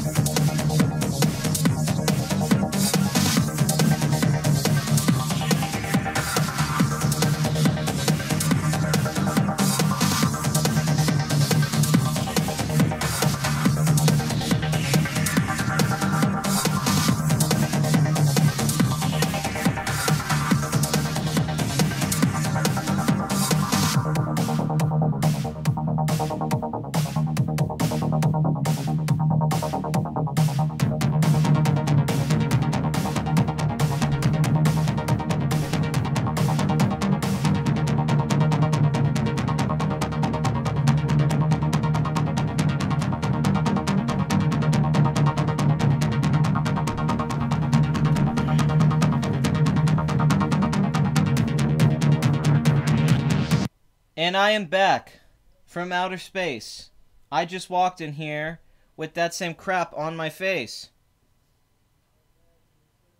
It sure looked expensive. Yeah, it did. So I just found out the Steelers got their butts kicked by the Jaguars. That sucks. I can't win. If there is to be a live-action miniseries adaptation of Evangelion, should the setting be changed to a more Western setting, or can it get away with taking place in Japan? I don't know, man. I mean, I don't know if the setting should be changed, but it could be changed. Here's what I would do. If you were going to get around that issue, have it that the kid lives in New York or something. What's his name? Shinji? Is that his name? And then his father works in Japan, in Tokyo, and then he has to take a plane trip early on in the show to go from, like, America to Tokyo to meet his father. And then the show can take place in Japan, but you could use American characters. You couldn't call him Shinji. You'd have to call him, like, Sean. He'd be Sean. But Sean would go from, let's say, New York to go see what his father's been working on in Tokyo, and then you have him get involved in the program, and you do Evangelion. I guess that's the only... If you wanted to do both. But I don't think that's happening anytime soon. I don't think they're making that. It would blow my mind. Okay. So Blade Runner 2049, number 1. $31 million opening weekend. We talked about all that stuff. You know, if Deadline's saying this is bad, and, you know, because, you know, they're pretty good about this stuff, and they're saying this is not good, and they're saying that that other studios are saying this is bad, and pretty much everyone involved who puts money in, a lot of producers are coming out and saying this is bad, not as a movie, just as a performance. This is not what you want. I mean, everyone's kind of confused by it. They're like, why would you make a sequel to a film that never did that well, a cult film? It's like Tron, when they did that with Tron Legacy. They made a sequel to a movie that's like a cult film, and instead of just rebooting Tron and making a new Tron film, they're like, nope, we got to bring Jeff Bridges back and do Tron 2. And it's like, guys, Tron's not a big movie. It's not some classic. It's like people always talk about The Last Starfighter. You got to make a sequel. It's like a sequel. It's like, no, The Last Starfighter would have to be a reboot. You can't make a freaking sequel. Kids today haven't seen The Last Starfighter. Just because you grew up on some movie in the 80s or 90s doesn't mean anyone today's watched it. Because you grew up in the VHS era where there was those kind of movies around and stuff. Like, things change all the time. It's the way of the world. So, a few factors here. The original Blade Runner did not do well upon release. Let's even look for ticket inflation. The original Blade Runner, let's move down a little bit here, made $93 million when adjusted for inflation. So it made $93 million. It didn't crack. Now, $93 million is not really bad, but it was a film that cost, like, by today's numbers, it would have been a film that cost probably like $70 million. So it was a bomb back then. I've never really found any international numbers on Blade Runner. I've heard it did really well on home video and made a lot of money. I've heard it made a lot on home video, but I've never been able to find numbers on the international numbers of Blade Runner's original release. But, yeah, I think they were hoping for a Force Awakens kind of thing here. Not in the same way where, you know, because it's not Star Wars, but like having Harrison Ford in the marketing, which is kind of... honestly might have backfired because he's not in the movie that much, and the trailers make it look like he's in it a lot, and I think it might have been better if they would have hidden him a bit, and it would have been a surprise that he's in the movie. And also, this film's made so much for fans of the original. It's a sequel in a lot of ways. Gosling is showing he doesn't have a lot of box office pull. Nice Guys didn't do that great. The Big Short did good, but it had a big ensemble, and it wasn't a big budget movie. All of his other films pretty much bomb, or they do okay, like 40 million, like The Ides of March or Drive or Crazy Stupid Love was one of his more successful films. Pretty much since The Notebook, he hasn't been in many hit movies until La La Land. And La La Land, I don't think was a hit because of him or Emma Stone. I think it was a hit because of the movie. It just became a hit. I don't know, Damien Chazelle just hit with audiences, and this film became a major hit. I mean, 445 million worldwide is no accident. Something was right here. But that, you know, that was, I think it was just because people really craved a big Hollywood musical. But anyway, you know, Ryan just doesn't, you know, even La La Land, that was word of mouth pretty much. Even though I just said word of mouth doesn't open, but this film did open well. But this film pretty much, you know, when it first came out, La La Land, it was like 4 million, 5 million, 9, 9, 12, 10, 14, 17, 8, 12. I mean, it never had a huge weekend. It just stuck around and kept making money. And it never, you know, they were very clever with the release of that film. And the marketing to that film was exceptional, in my opinion. I thought the trailer to La La Land was one of the best trailers in a couple of years. Dune should not be a movie. It is too complex. It'd be better done as a TV show where they can explore more of the world. I completely agree. I fell asleep during Blade Runner 2049 and the original. You have to pump yourself up to watch. Or maybe they're just too meta, deep, and esoteric for my small-town Canadian brain. I mean, you know, if, you know, hey, dude, I have VHSs too. Thank you. Thank you for liking the name. I'm wondering if...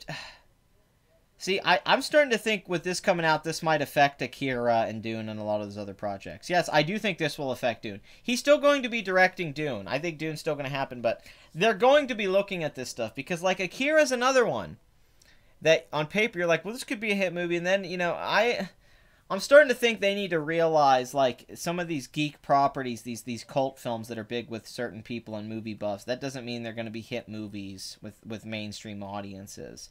It's just not the way things always work. I mean, it's... When I first heard they were making a Blade Runner sequel, I was excited, but I thought, man, why are you doing that? That's a crazy idea. And I thought at best the movie would cost $100 million. I was not expecting them to spend a blockbuster budget on this. It's with Denis Villeneuve especially because he did Arrival, and Arrival cost $47 million, and I thought Arrival looked really good for that, and his other films like Sicario cost $30 million, so... I thought he was going to make this film for like $90, $100 million. I was not expecting like big budget numbers for 2049. I just didn't see that. It makes sense and it benefits the movie because they put a lot of that into sets and the lighting and the costumes and all that stuff in the special effects. But I'm just shocked. They spent that much money. I mean, it seems like such a big risk. I mean, granted though, there is a world where this film could have opened at $60 million. I think in a world with a better marketing campaign and where the trailers didn't make the visuals look too similar to other sci-fi films that have come out recently, like Ghost in the Shell and all that. Like, if this film... Because Ghost in the Shell didn't do well either. I think that it's hard to market these kinds of films. These, like, dystopian, cyberpunk city stuff. I think the problem with cyberpunk is you really have to hook people with the plot. And neither film, Ghost in the Shell, or this film, in the marketing, hooked you with the plot. The whole hook was... Harrison Ford's in it. What's going on with Harrison Ford and Ryan Gosling? And Denis Villeneuve even told critics not to spoil things. So, power to him. He didn't want people to know things. But unfortunately, when they marketed this film, it really didn't show you a story. All you saw was Ryan Gosling's a Blade Runner and he finds Harrison Ford. They didn't really give you a lot of hooks. And that's what makes an audience go see a movie. Inception was filled with hooks. It had all these moments of dialogue in the trailers or shots and scenes. You're like, well, see, I want to see how that works out. How is that guy fighting in that hallway spinning around? How is the city folding on itself? Oh, what's this going on? You know, you got to hook the audience. The marketing for this film, I would say, was bad in the aspect that they didn't really show you anything unique to make you want to go see the flick. They purely relied on the name Blade Runner, the actors involved, and the reputation of the director.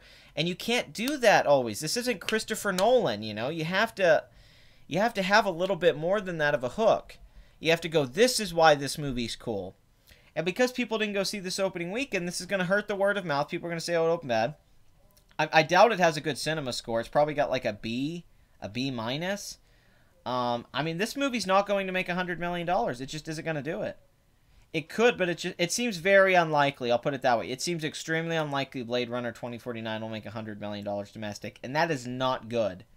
That is not what they want. That is devastating. I guarantee to the people who put the money up. So it's definitely upsetting. I'm happy they made the movie. Dune's another example. Look at Dune. That was a film that cost $40 million. David Lynch, 1984, it came out. No, I wasn't taking a shot. I had to go feed my rabbits and get stuff. Dune came out in 1984 and it was a bomb. It didn't make money. It was a huge bomb. And people didn't like it. And you just assume that you can do Dune again now. And it's a famous book, don't get me wrong. But people, I don't know, like, Game of Thrones, for instance, you know, it wasn't always mainstream. Game of Thrones was George R. R. Martin books, and they had a big cult following, and they did sell well. But then they made the HBO show. When it first started, the ratings were like $3 million. I mean, $3 million viewers per episode.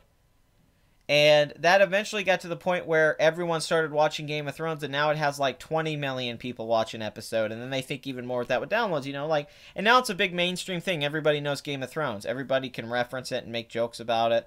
It's like a Christmas story. That used to be, you know, you just make jokes with your family, like, hey, Ralphie, you know, you'll shoot your eye out, and now everyone knows Christmas Story, and you see merchandise everywhere.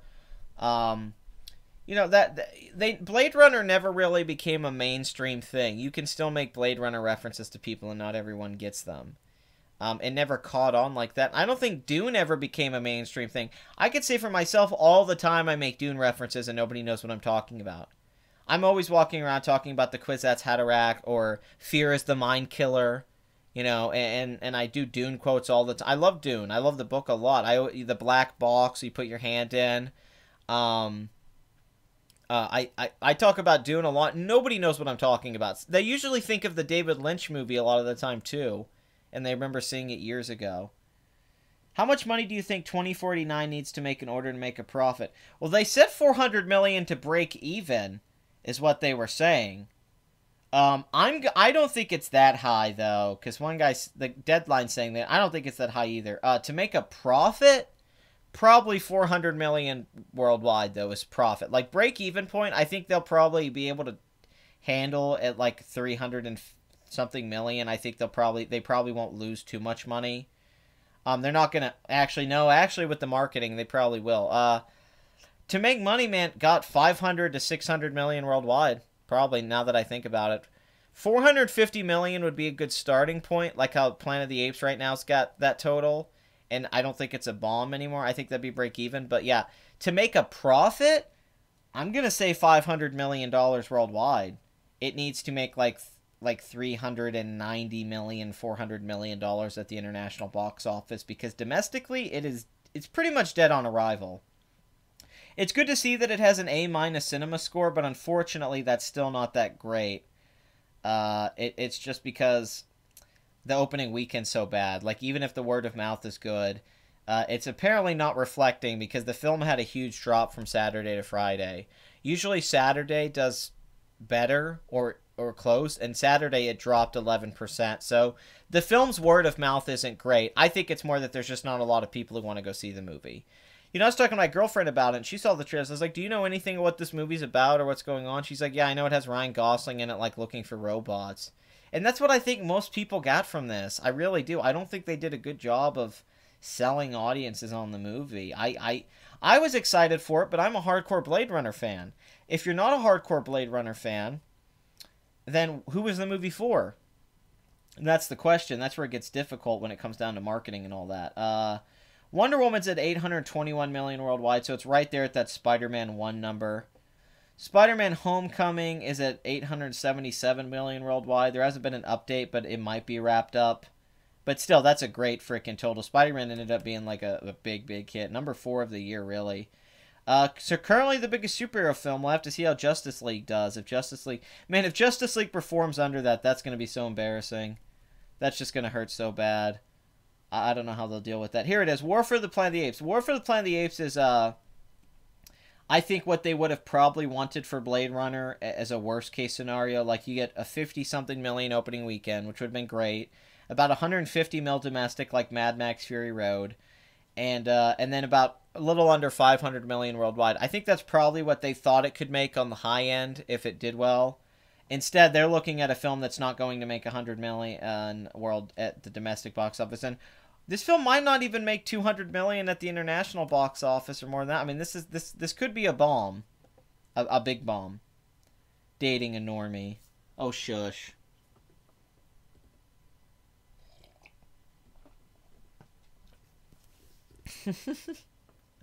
If you can find me all the girls out there that are Blade Runner fans, then I'll start dating them, I guess. But I don't know any that are that.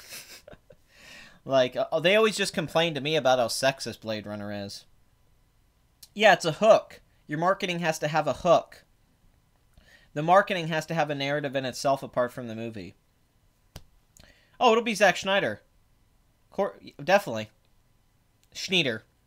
Zack Schneider. Because I always say Schneider instead of Snyder. But yes, Zack Schneider, he will definitely be blamed for everything. That's what happens. Man, all the bad stuff in Justice League. Like, let's say it's a good movie. Let's say it's like a really good movie and it's got bad stuff in it. Everyone's going to say that was Zack Snyder. Everyone. Like, the critics are going to say it. People on the internet. Joss Whedon. Well, it's funny. I have two nicknames for the directors of Justice League. You're so right. Zack Snyder and Joss Whedon. It's so weird. I didn't even think about that when it happened. But, I don't think Whedon's going to get any flack for it, honestly. I think anything good in the movie, he's probably going to get overpraised for it because he was involved with it. I honestly think Whedon's got the best situation in this. Girls like Blade Runner. I think it's more girls like Cyberpunk and to dress up in cyberpunk outfits less than girls like Blade Runner. I don't necessarily agree with you on that. I think girls really like cyberpunk, like they like steampunk and a lot of other things. But if you're saying that there's like that a bunch of females in this country like or even males really that are big Blade Runner fans, then I think your guys are being like, well, I have friends who know Blade Runner, but it's like, it's not that like. I mean, I know some chicks who like Blade Runner, but I'm not saying like girls don't like it, but I don't think there's a big female fan base of Blade Runner fans. I think there is for what Blade Runner is, because it's cyberpunk and women like that. But if you're, if there was more females into Blade Runner, they would have went to go see the movie. 53% of the audience plus was men to go see Blade Runner 2049. It was like almost 60% was males, and a lot of it was males over 40. Females didn't go see 2049. So where were they? Where were all these female Blade Runner fans? I don't know where they didn't show up. And I've never seen much. I mean, I've seen girls be fans of Blade Runner, but like, yeah, if you're trying to say that it's not, it's definitely more of a male thing because sci-fi films in general and films like that with audiences typically. Disney's been able to change that. A lot of women go see the Marvel films and Star Wars films. But Blade Runner 2049, I think I looked at Deadline, they said the audience was like predominantly male by far. It wasn't even like. So I'm not really sure if that's true that there's all these female out there that go see sci-fi or into sci-fi because it never seems to show up at the box office, but people always take that kind of stuff as sexism. But it's like sexism is saying women are inferior, that they can't enjoy things. I'm just saying I don't think there's a huge female audience for something. That doesn't mean I don't think women can't like science fiction, obviously. Of course they wouldn't. But where's that at? They had it up here, the percentages of people who went to go see it. Because female audiences are huge, man. Like when women go see movies like 50 Shades of Grey or Twilight or any of those films, they make bank. Even It had a big female audience turnout. Deadpool. When women go to turn out to go see a movie, it makes a lot of money. It does really well. And yeah, here it is. That men over 25 turned up at 53%. Let's see. Yeah, the biggest challenge for Blade Runner 2049 is that the brand hardly means anything to those under 40. We heard for some time that there was concern among those close to the film that the younger crowd would show up. Indeed, that was what we're seeing. Showing the post track showing that under 25 repping 24% of all ticket buyers. On CinemaScore, it's worse. 14% under 25. Overall, CinemaScore showed 71% males giving the pick an A-. The 50 set repping a third of the crowd. It's too bad that Alcon couldn't hook more of the 25 to 34 crowd, repping 23% on CinemaScore, because they enjoyed Blade Runner 2049 the most, with a solid A. As we've continually emphasized, when making a movie of this size, you can't reap fortune off one quadrant alone, and in Blade Runner 2049's case, that's men over 25 who turned up at 53%. So I'm, let's see. Where was the female audience? They don't have a number up for that. But yeah, I'm not saying they're saying that it was, yeah, that's all I'm seeing. It was predominantly men who went to go see this movie. And the original Blade Runner. So I'm not really sure. I mean, I agree with you guys. Those ladies are just such Blade Runner purists that they wouldn't dare see 2049. That's what it is. All the female Blade Runner fans are just the hardcore ones. That was kind of an amazing thing there. Like, it was like, with you, Dr. Blood Money, you're like immediately like, because we're buddies, but it was funny. You're like, hey, I have this anecdotal thing, and I'm like, hey, I have math here that shows females didn't go see Blade Runner. And it's like, oh. And Dr. Blood Money's a Jew, so that math had to sting. I think it has to do with demographics. I am a girl and I like science fiction. I don't go to the theater because it's too expensive. I mean, I don't really think it's that. I think it's women don't typically as much go pay to see science fiction films like this. They just don't seem to.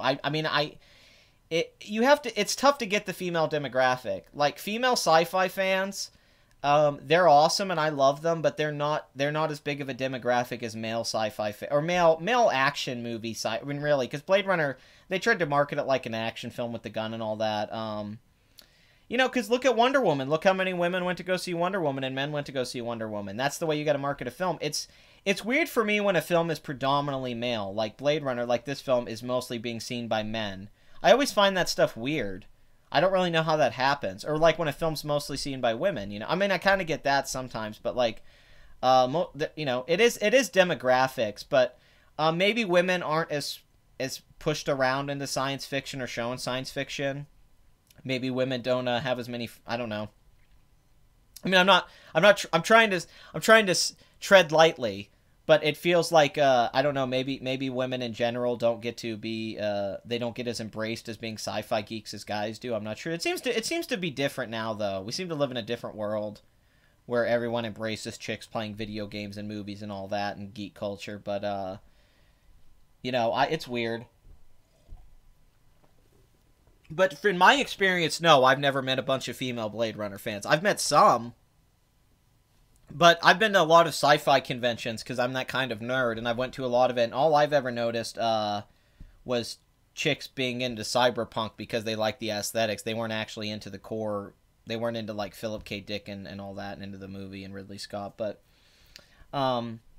I find a lot more chicks are into Alien, actually, the Alien franchise. I've, like, met so many women who love Alien and Terminator more so than I've met women who like Blade Runner. I'd like to meet more women who like Blade Runner. I also think Hollywood still seems to think you can market a movie purely off the visuals as though they have an avatar. That's a good point. I don't know, I haven't seen the new Jackie Chan movie. Yeah, it has been doesn't it mostly males even writing science fiction? Like, am I not wrong? As far as I know, it's the majority of men the people who were writing sci-fi were men. It was a male-driven genre. Not that there hasn't been great women in sci-fi, because there certainly has been, but it felt like it was a guy thing for a long time. Like a lot of things were male-driven at first. You know, that's just how it kind of was. You know, like George Martin said about fantasy. They asked him why there wasn't more diversity in fantasy books and more certain. And he said, you know, it's white guys who created fantasy genre. And he goes, you know, it's me as a white man writing it, so we write from what we know. He said that's all it. And he's right. That's all it is. It's just because there's not there's not a bunch of famous black or Asian fantasy writers. That's all it ever is. Like, it's probably just that there isn't. I mean, I like Margaret Atwood, and she's written some science fiction books I think are terrific. Orcs and Crake is one of my favorite books. I think Atwood's a very good science fiction writer, but she's, you know, it's not that common to see a book written by a female. I mean, a sci-fi book, big sci-fi book by a female author that all the famous ones I can think of. Oh, obviously, I mean, I don't even know if you can count some of these books though, but apparently a lot of science fiction writers are sick of dystopian settings. Oh, I didn't know that. I don't think it's weird to be into sci-fi. But I'm sure, yeah, you probably did have, wasn't it weird? Yeah, for girls to like that stuff. Yeah, I always know we're not as embracing. I know people are going to say I'm being a cuck, But we don't seem to embrace as much when women are into science fiction. It feels like it took a long time for mainstream to catch on to girls liking other stuff. Yeah, you're right. But I think the, you know, it's just what it is. It's just science fiction. You know, Star Wars was boys for a lot of it and all that stuff, and a lot of it, but luckily it does seem to be changing. We do seem to live in a world where women are just as important now when it comes to video games and yeah, exactly. No, I get that, but I get George Martin, the European mythology, but he also just talked about, like, they always ask people about fantasy stories, and he's just like, well, it's written by white men. That's why it's so white. They always, you know, like Tolkien, Lord of the Rings. He's like, it's white people. You know, and that's really the answer. It's just because there hasn't been enough stuff done by other people to really get some demographics into it in a certain way. You know, there is such thing as a black film. Tyler Perry is a black director that makes black films. You know, there is such a thing as a black film genre. You know, it does exist. And, you know, we have to find a balance between all of those things where you can get everyone, you know, kind of like Tarantino does. Tarantino's a great example of a guy who gets all sorts of audiences to go see his movie. And he hits all sorts of demographics. He doesn't just get white people, he gets black people and all sorts of people. And women go see Tarantino movies and men go see Tarantino movies. You just have to be the right kind of... You have to find that balance to get people to see it. Blade Runner 2049 in the trailers, I thought looked like a guy film. You have a hot hologram girl in the trailer. And it's got a lot of strong female characters. That's the one thing about it. But, you know, unless you're a Ryan Gosling fangirl, it looked like an action movie. It looked like... It really did. It looked like it was these cops in the future fighting robots. And that has shown to not do as well with women, female audiences... when it comes to money. That doesn't mean that there isn't as many fans, though. There's probably just as many female fans as male fans of anything out there if you look at, you know, numbers. But we can't look at that. The only thing we have to look at is the box office or merchandise and stuff like that. That's all we have to go off of. I wish I knew more fans of Blade Runner. I actually have... Most people I know hate Blade Runner. They don't like it. I think a sequel of remake of Blade Runner is a stupid idea because the original was a... gin in the bottle. You can't repeat that. I don't agree. I don't disagree with that. I think that it was probably a bad idea in a lot of ways financially. I don't think they needed to make the movie. But that doesn't mean it's a bad movie.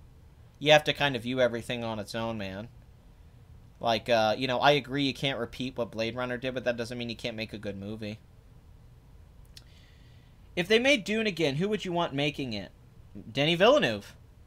He's on board with it. Yeah, Denis Villeneuve.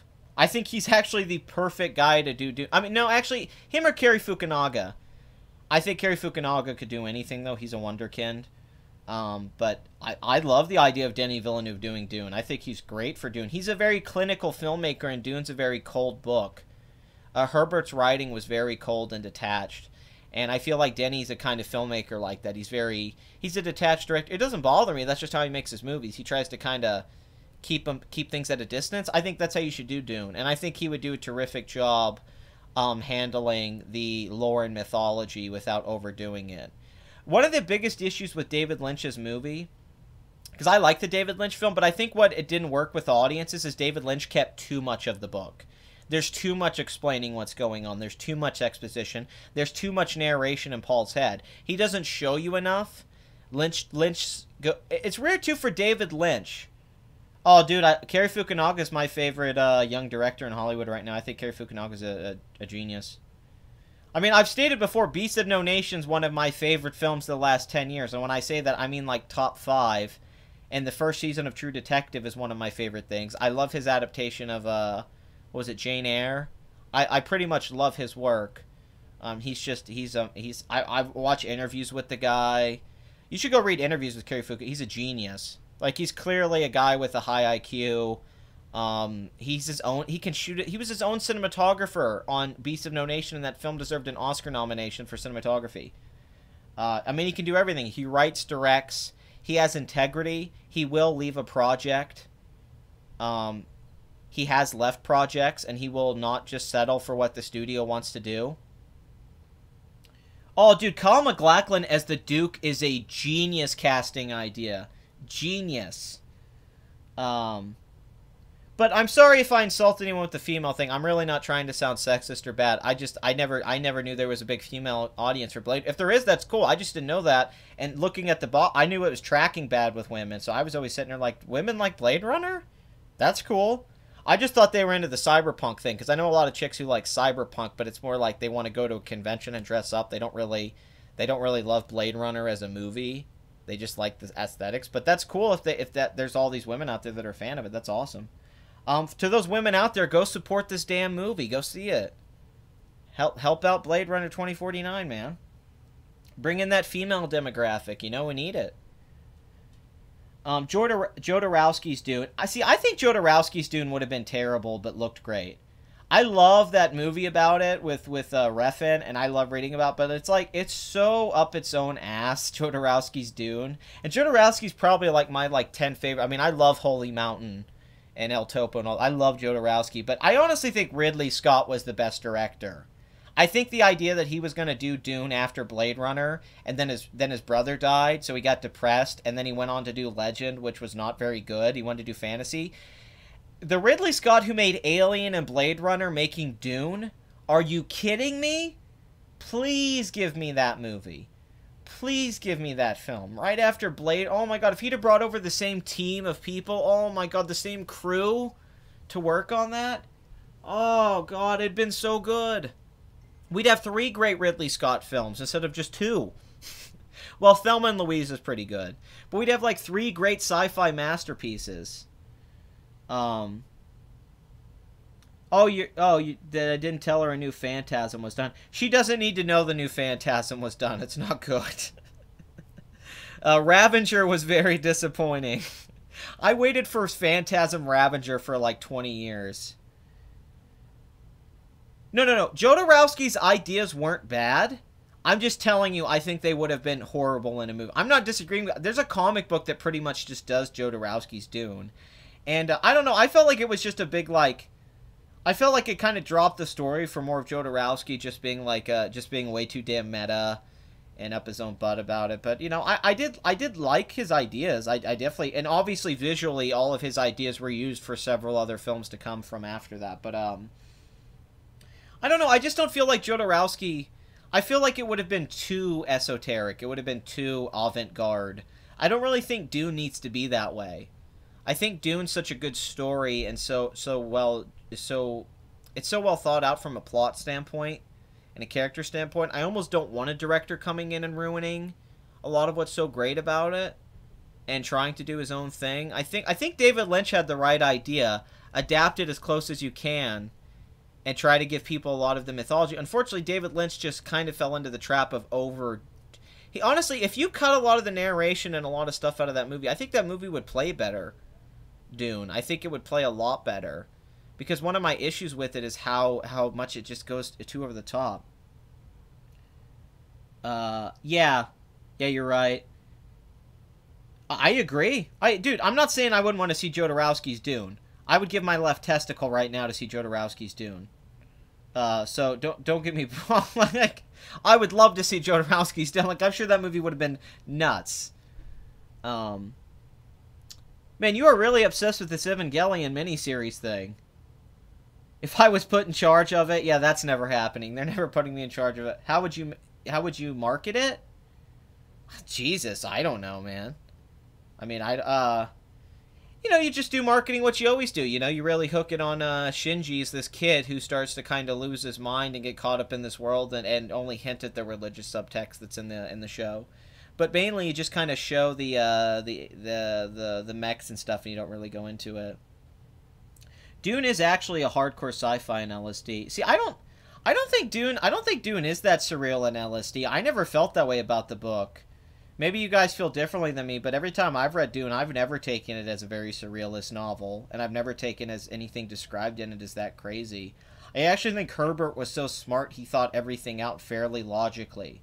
That's why I think George R. R. Martin's very influenced by him writing Game of Thrones. It's the logical connections to things and being more about characterization and the politics, and less so about... Because really the world of Dune and everything around it's so epic and amazing. Herbert just lets the world kind of exist. It feels lived in. It feels like Star Wars before George Lucas did that. It's one of the first sci-fi worlds that I ever really felt lived in when I read that book. You never thought like, oh, I'm just discovering these things. It's like these people knew these things already existed and it was just second nature to them. But really it's Paul's character development in that story, from a guy who's just normal that becomes basically a prophet, who becomes a Jesus, he becomes his own God. And the whole story and theme of the book is being your own God.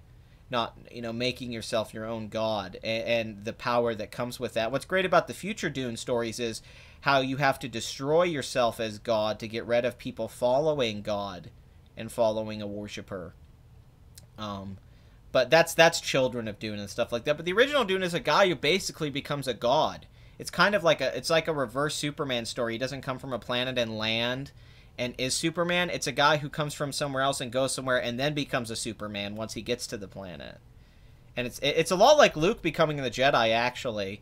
But Dune does it in such a way... Yeah, I think Dune's a very calculated novel. I agree. I think Dune's a very to-the-point, thought-out book. I don't think of it as a very weird story. Doesn't mean a movie of that wouldn't be cool. But I think David Lynch kind of did that, and it didn't really work with people, and I don't think that's the right way to go. I don't think that would work with people. I don't think a druggy, acidy type film would be the way to go with Dune. I think Dune would be better off focusing on the lore and the sense of I don't know what word to use, but whenever Paul finds something new that he can do, and the David Lynch film does this great when he rides the worms and stuff like that. But whenever Paul starts to learn his powers and get really good at them and become Muad'Dib and do all that stuff, my name is a killing word. That's some epic stuff right there. My name is a killing word. That's some gangsta shit, right? That to me is the meat of making a Dune movie, is getting audiences to go, hell yes! Paul Atreides for the win, man, right? Like, that's Paul Atreides is a badass character, right? And if you have, and the spice, oh, they're clearly high on the spice, don't get me wrong. Don't get me wrong at all. But the thing about it, though, man, like, there's such a cool adventure story in Dune about this kid who comes from this... And it's a story that spans years. Paul's story spans years. It's an epic story, but you could really make that two-part movie like they want to make, where it's this kid who comes from this family, this ocean planet, and then travels to this desert planet, the total opposite of his upbringing. He comes from a place of water and life, and then he goes to a place of dirt and stuff like that. And then he slowly freaking becomes a god. And these people worship him like a god. And then he becomes a man who overcomes all of the natural things of this planet, the deserts, the dunes. He overcomes them. The creatures of the planet, he overcomes them. There's these people with the religion of the galaxy, his mother, all that. He overpowers all of them. He becomes greater than all of them. He literally challenges the emperor of the universe. He goes against everyone. His family gets betrayed by the Emperor, and the Harkonnens get to come in and kill his father. And this dude, instead of getting just pissed off and emotional, like a lot of characters do, Paul Atreides is smart. He's introspective. He knows he has a greater purpose. He knows his life has meaning. He knows he's special. What does he do? He goes off and does things gradually. He slowly gets good at things. He plans an attack. He waits for the right moment. It's almost Kurosawa-esque. It's so damn well structured. And then you get the huge payoff, man. Paul is the Kwisatz Haderach. His name is a killing word. If you speak his name the way he wants it to, it will kill you, man. And then he fights at the battle, the knife battle, and he doesn't let his men fight. He doesn't let anyone else get in. He's like, I'm going to do this. Give me the knife. I will kill this man like another man because I am a greater man than him. I don't need to use my god powers to beat you. That's how badass I am. And then he does it, man. He's freaking, oh my god. Dune is so good. Dune is so damn good. Love it. And then to really get into like this whole thing of how this the individual stuck in a world that's overpowered by governments and structures and politicians and all these things. There's the structure of the galaxy, and then Paul is an individual inside of this. He has to break away from his family, the name, the royalty, and all that. Right? He's no longer that. He's greater than that. He's greater than just titles and names. He's not just... He's so many things. He's so many things to different peoples, and it's about perspective. It's so much of the Joseph Smith hero's journey done in the best way it's ever been done. Like, Paul's journey is so terrific because he's really a character that doesn't have too much personality, but just enough inside his head going on that you guys, you saw an ad, thank God, that you can put yourself into Paul. You can really, he's kind of becomes like you can see it yourself, because it's telling you to be your own God, be your own man. Don't listen to these followers and all these people who tell you to be a certain way or something like that. It's being yourself in this universe, being a human in all these myths, keeping that humanity, your individual humanity, away from those things. Oh, Dune's so good. I've read Dune at least 10 times. I mean, maybe I read it more than that, but it's all I can remember specifically. I've read it at least 10 times. I first read it when I was a teenager, and I grew up on the movie, actually, which is really weird. Like, that was a weird movie to grow up on. But love, love, love Dune. Me too, Dune. I'm so happy to hear, too. Hey, man, Dune's I mean, as far as I'm concerned, Dune's like one of the great fantasy novels. Because some people say it's sci-fi, and it is, but it's also fantasy. It actually falls under the fantasy category in a lot of places. Because while Dune has a lot of good science fiction, it's what Star Wars did. Star Wars uses sci-fi rules and aesthetics to tell a fantasy adventure story. It's operatic. Dune's a very operatic story. It's about big emotions and drama and big themes being pushed through on this character's journey. Like I said, I think a lot of Dune is the basis for what Star Wars eventually kind of became in the mainstream. I feel like that original Dune book really captured that hero's journey in a sci-fi universe that feels lived in, but it's got these fantastical elements. The mythology's treated almost not scientifically. They treat it very mystical, and they treat it very fantastical, and they don't over-explain everything. Herbert chooses the right things to explain to you, and then the other things he leaves out are the things you shouldn't have explained, because it makes everything richer about the story. Let's see. He couldn't beat the PS2 Dune. There's a PS2 Dune game? That's amazing. It's absolutely cool. I have a question. Are the Freemen in Dune basically Islam? Oh my goodness. Oh yeah, and they wear the stuff over their faces and stuff like that. That's hilarious. There's a lot of religious stuff in Dune. Herbert was a very intelligent guy. He was very intelligent. There's a lot of stuff in there. If you actually went through Dune, you could find a lot of references or things that connect to other things. But the guy's crazy intelligent. Man, aren't the feminists in them just going crazy over the robot girlfriend in 2049? It's like, I've just seen so many articles already about how it objectifies women. It's like, maybe the director was making a commentary on that in his film with that character. Just a guess here. That Denis Villeneuve might have done that stuff on purpose. Oh my god! You mean the director puts their subtext? So when you're making your 2-hour Dune video, I just sit down there and I go through Dune, and I go through every page and talk about what Dune is. Chapter 1. Then we go through all of Dune together. I don't know. One's coming eventually, because I have a lot to say about Dune, actually. I am a Dune nerd, to say the least. I love, love, love Dune. I mean, I'm trying to keep myself bottled up to not go too nerdy about it. Because then I'll just start talking about all the stuff in it that all the deep cuts. They are actual virtual home waifus in real life, after all. Especially in Japan.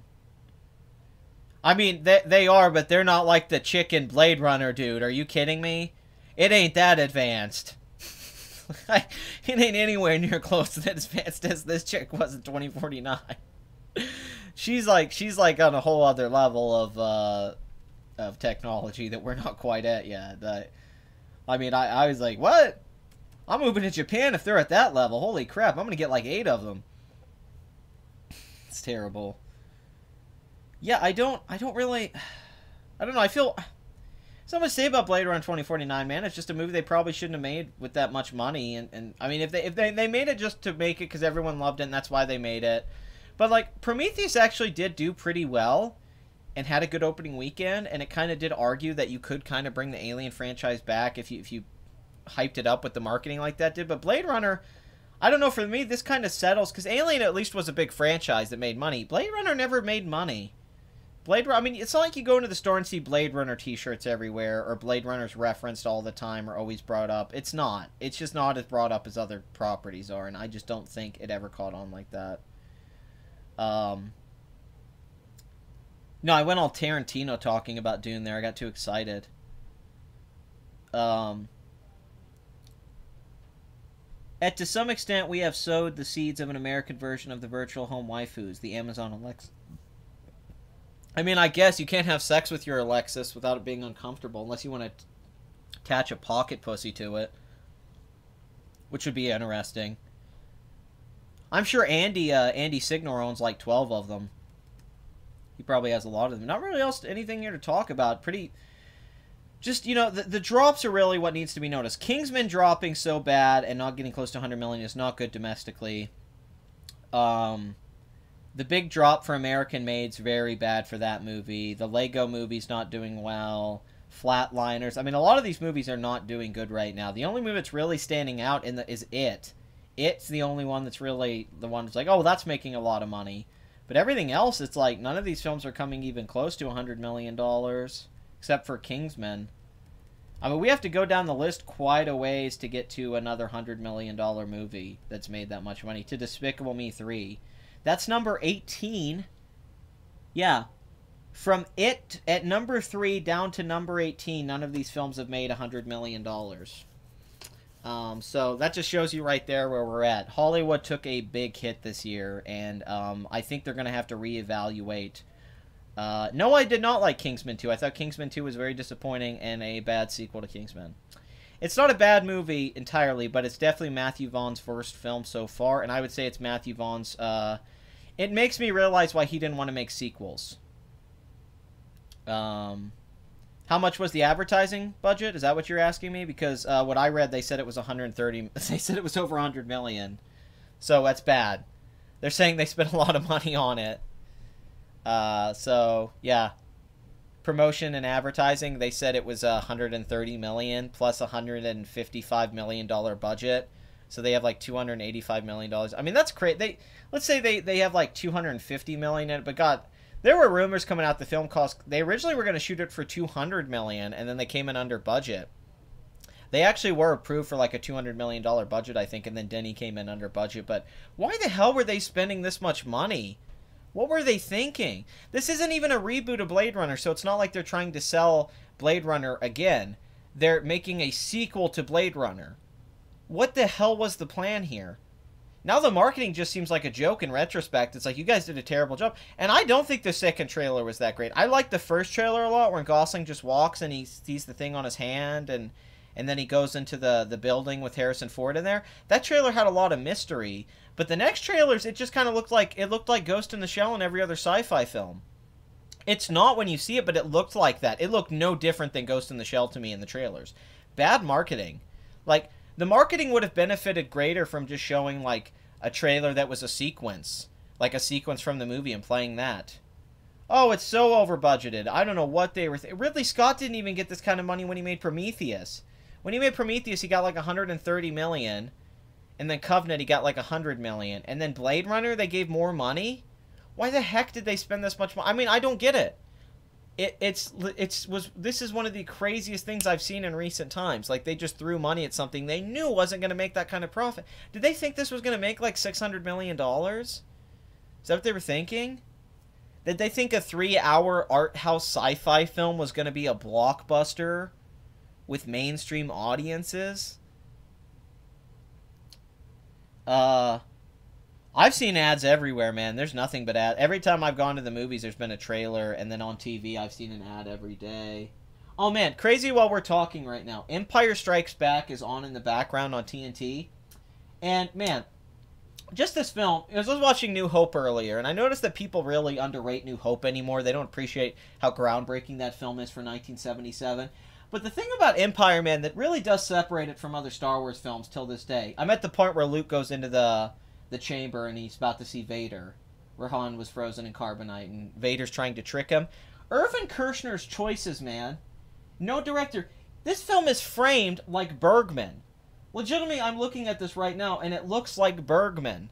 Like, whenever Luke's on the Dagobah system with Yoda, and these scenes with Vader, the smoke and all that, this stuff looks so much... These shots are... I mean, they remind me of, like, the Seventh Seal.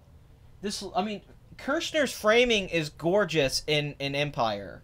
And all of those brilliant things that George Lucas brought over from ILM and THX and all those geniuses and those actors. I mean, look at this silhouette shot. It looks like a Roger Deakins shot. Luke's in a silhouette with the silhouette Vader with a bright blue background, and all you see is their lightsabers. And then the steam coming up from the back. I mean, it's brilliant, man. It's brilliant stuff. Every Star Wars film after this tries to copy this stuff, like the silhouettes or the lighting here. I mean, and I'm seeing this right now. This is like Blu-ray quality on my TV. This is clearly like 1080 they're showing right now. This is an HD channel. And man, it just looks so good. And Kershner, he didn't make any obvious choices. His shots seem to have deeper meaning. And when I mean Bergman framing, I really mean that he has a very it's very much that kind of style, that quiet. There's almost a calmness to it in the close-ups and all that stuff. But man, it's just because it's not just the camera work and all that. The camera work's great in all the Star Wars movies. There's not a Star Wars film with bad camera work in it. And New Hope has this great gritty documentary-like cinematography that makes the world lived in. But what's so great about Empire as opposed to the other films, man, and it's not just the cinematography, but it really is just, it's the director choosing to light and shoot it that way. Like, I mean, it feels artsy. It really, like, if you actually watch Empire on a technical level, it's shot a lot more like an art film than a lot of other blockbusters are. People always forget about that with this movie. They just go, why does this film stand out so much? And it's like, it's because it is literally the best directed one. I mean, it does have a quality to it that the other Star Wars don't have. It has a European quality to it. The other Star Wars film, they do feel British.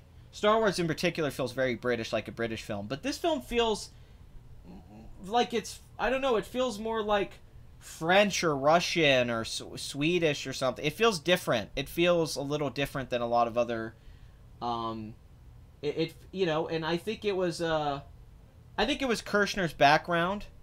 But man, the framing, the choices here, I've never seen a Star Wars film this well shot still. Like, just watching that scene where Luke goes in there, every choice they make is so beautiful. I mean, it's really beautiful just to look at that movie. It's not just the set design and the special effects and all that. The way that films, the way that scene's put together. Like, do you get what I mean? So much blood money though. Do you know what I mean? Like those Dagobah scenes, like when Luke does his test to find out, you know, see his father. That stuff reminds me of Bergman. I really look that scene where he goes into the woods and sees Vader's face in the sees his mask in Vader's face.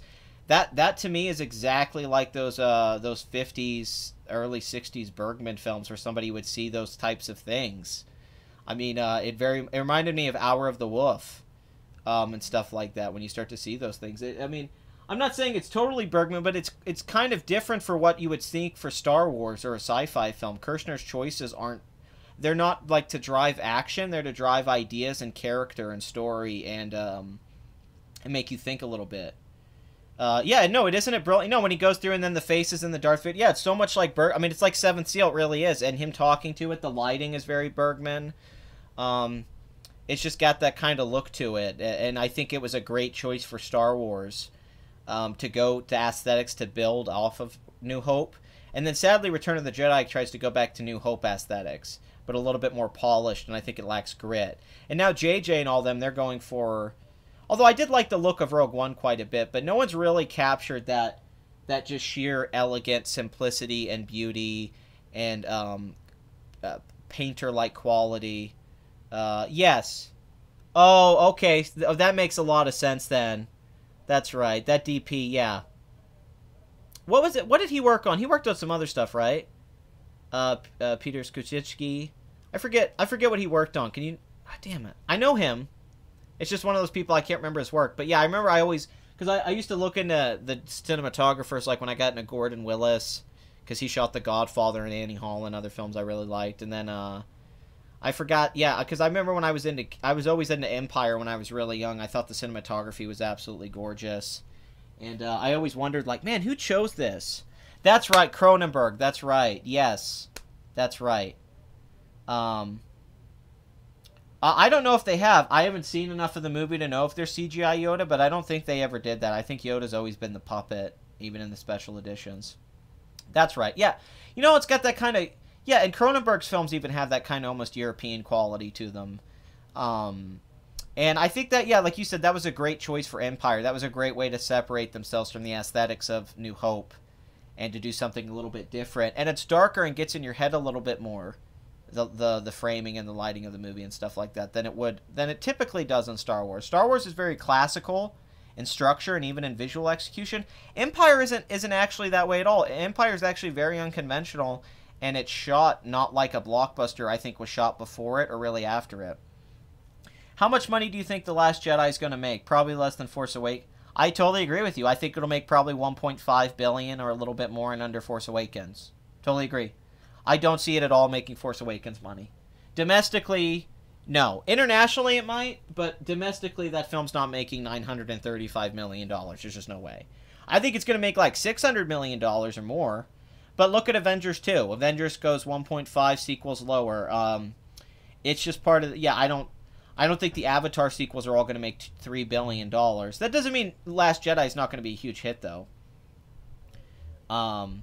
I mean, I definitely think it's going to be a big hit. But do I think it's going to make Force Awakens? No, because I don't think there's as much hype, and I don't think Harrison Ford being in it and all that. I mean, it's, you know, a lot of people went to go see Star Wars because we didn't have one for a long time, and we wanted to see the actors back. Now we have Star Wars again. So I think there's going to be, but once again, that doesn't mean Disney's not going to make a bunch of money. They're going to make a lot of money off that movie, and that movie's going to be a huge hit. I just don't see. I mean, it could make it. I just would be shocked. I would be shocked if this movie made, Oh, wait, so, yeah, Blood Money. Did he shoot The Fly? Was he the guy who shot The Fly? I mean, I know he worked with Cronenberg throughout the thing, but because when I was a kid, I always thought The Fly and Empire, they were like, when I was young, they were two films I was always very attracted to the photography of them. I really liked how The Fly and Empire, because I watched them when I was young, I always really liked, I always liked how those two films looked, because I think The Fly is actually one of the best shot films of the 80s. I think, not that Cronenberg's films aren't all great, but like, when you watch The Fly, there's something really special about the choices in that film from a directing standpoint now that they shoot it. It's so beautiful. I mean, oh my god. Yeah, you're right, though. He was a great choice. Yeah, we need a new DP. See, they haven't really picked a DP like him since this. They've always kind of picked, you know, guys who do blockbuster action stuff, and they haven't really... I don't know, it gives Empire that look that the other Star Wars films don't have. Oh, he didn't do The Fly? Oh, that sucks. It looked like his work.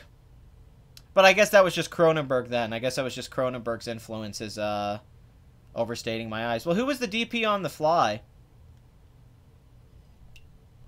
Was it the... I know who did the special effects, but I don't know who's the cinematographer? Oh, he came on in Dead Ringers? Oh, so he was like 90s Cronenberg? He wasn't 80s Cronenberg? Yeah, because I didn't think Cronenberg, he didn't have one cinematographer, did he? I thought he switched around on cinematographers in the 80s. I don't think, did he have the same photographer for Videodrome and Scanners and all that? I don't know if he had the same DP for every movie. Because I always thought The Fly looked so different from like Scanners. Not the directing, but I always thought the cinematography in The Fly kind of stood out above some of the stuff in Scanners and Videodrome. Even though I love Videodrome, I don't know, the lighting choices in The Fly are so good. Less Jedi might just make more because absolutely everyone went to see Force. I disagree. I don't think it's going to make more. I don't think that's true at all. I think everyone went to go see Force Awakens. That doesn't mean everyone's going to go see... Everyone went to go see Avatar also. Everyone went to go see Titanic. There's just some movies like that. Mark Irwin. I don't think I don't think her death's going to affect it. No, actually, I don't think it's going to outgross it. No, I don't think her death has actually had any impact on the movie that much. You guys don't realize Force Awakens went to a box office point that you can't really reach easily. Okay, to have a $250 million opening weekend is absurd. Okay, it's not easy to do. They're not going to be able to just repeat that because of Carrie Fisher and all that stuff. You can't, yeah, I didn't think he had the same DP for every film, but I didn't know that. I knew Irwin worked on a couple movies, but I didn't know. Shit, I forgot about The Fly. I didn't know he worked on The Fly, but yeah, I thought he had different guys from, God, what's that first film? Did he do, God, what's his first film called? I used to own it on VHS, and I can't remember the damn, Cronenberg's first movie. I don't think her death's going to cause it to outgross it at all, actually, no. I don't even think that's a possibility. Because the thing is, Force Awakens went as far as it could go. $2 billion, almost 2.1, is huge.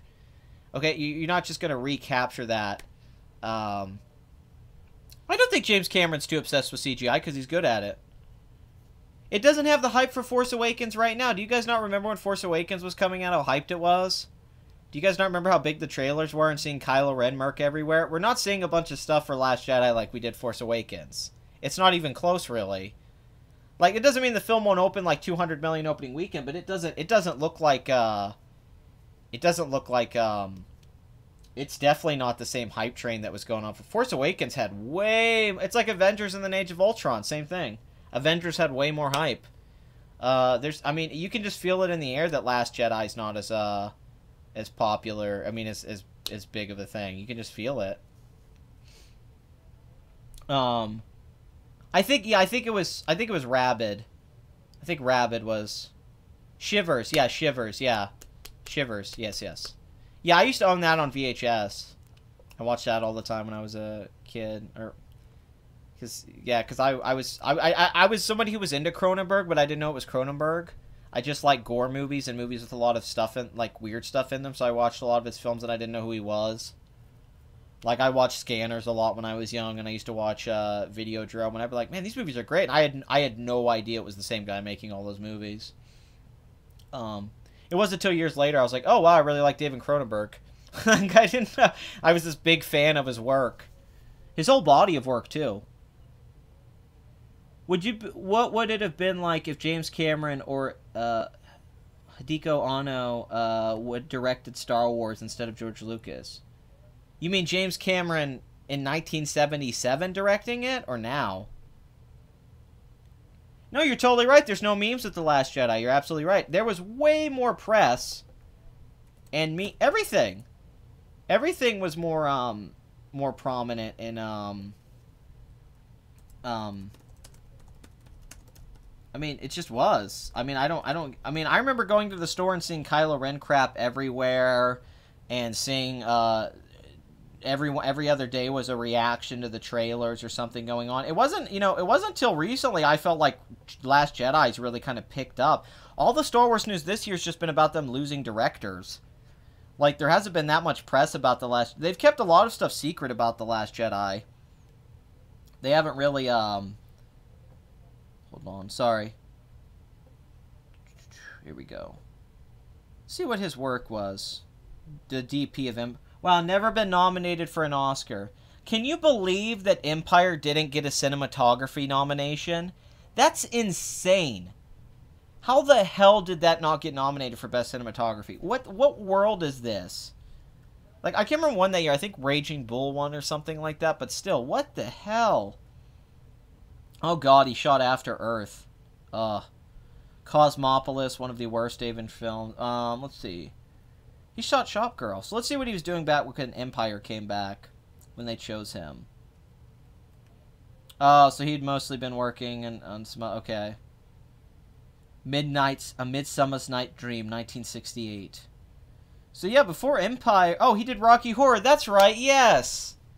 That's right. Rocky Horror also has terrific cinematography that people overlook. Rocky Horror has absolutely stunning photography.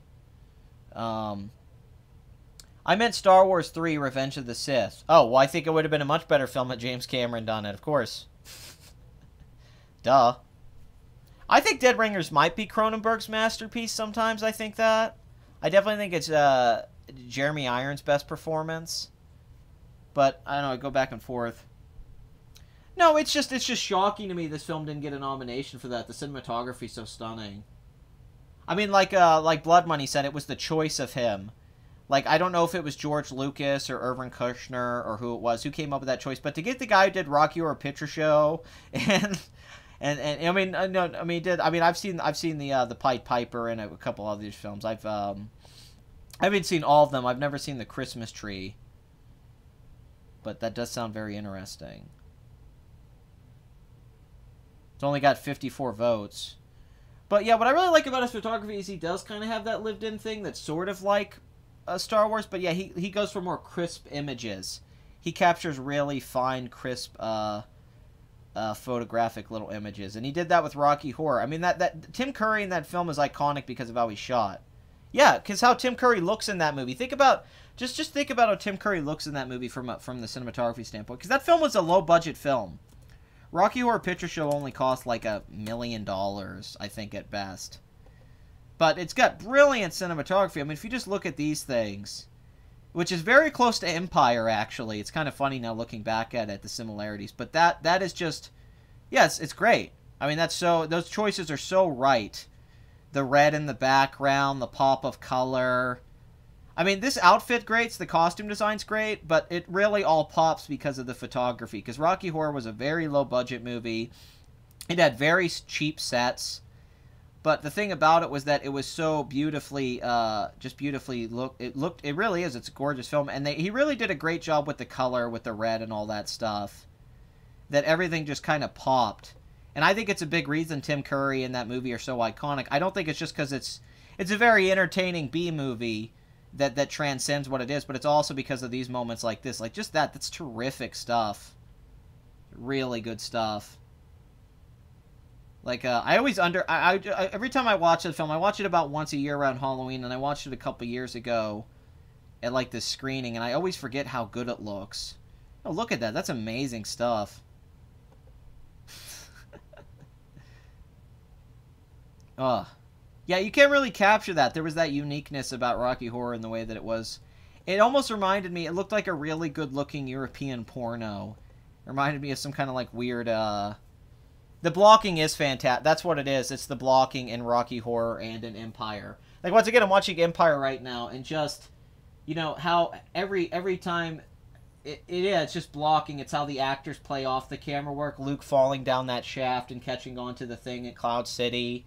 And the way the camera really catches that sense of movement. And then he gives you this great little wide shot of Luke hanging on the thing, but it still feels very intimate. I mean, feel how intimate the shot is when Luke's hanging there at the bottom of Cloud City. And then you see the stuff in the background. That's amazing stuff. It's so good. Yeah, you're right, it's blocking, because those movies are really made by the blocking. Rocky Horror is really just everyone in one location, but how everyone moves around. You know, how they move the characters around in the one room. And Empire's actually a lot of at Cloud City and a lot of Luke with Yoda at Dagobah.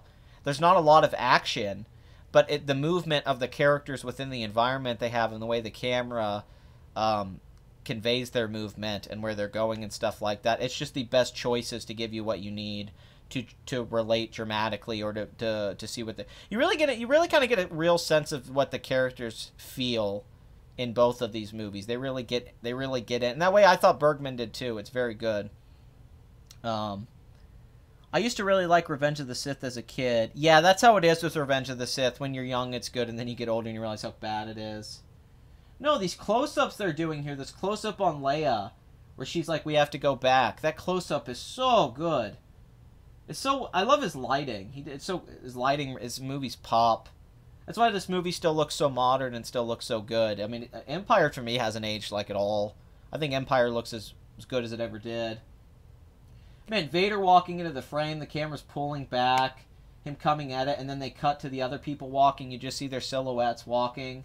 You see the silhouettes walking on Cloud City. Oh my god, beautiful stuff.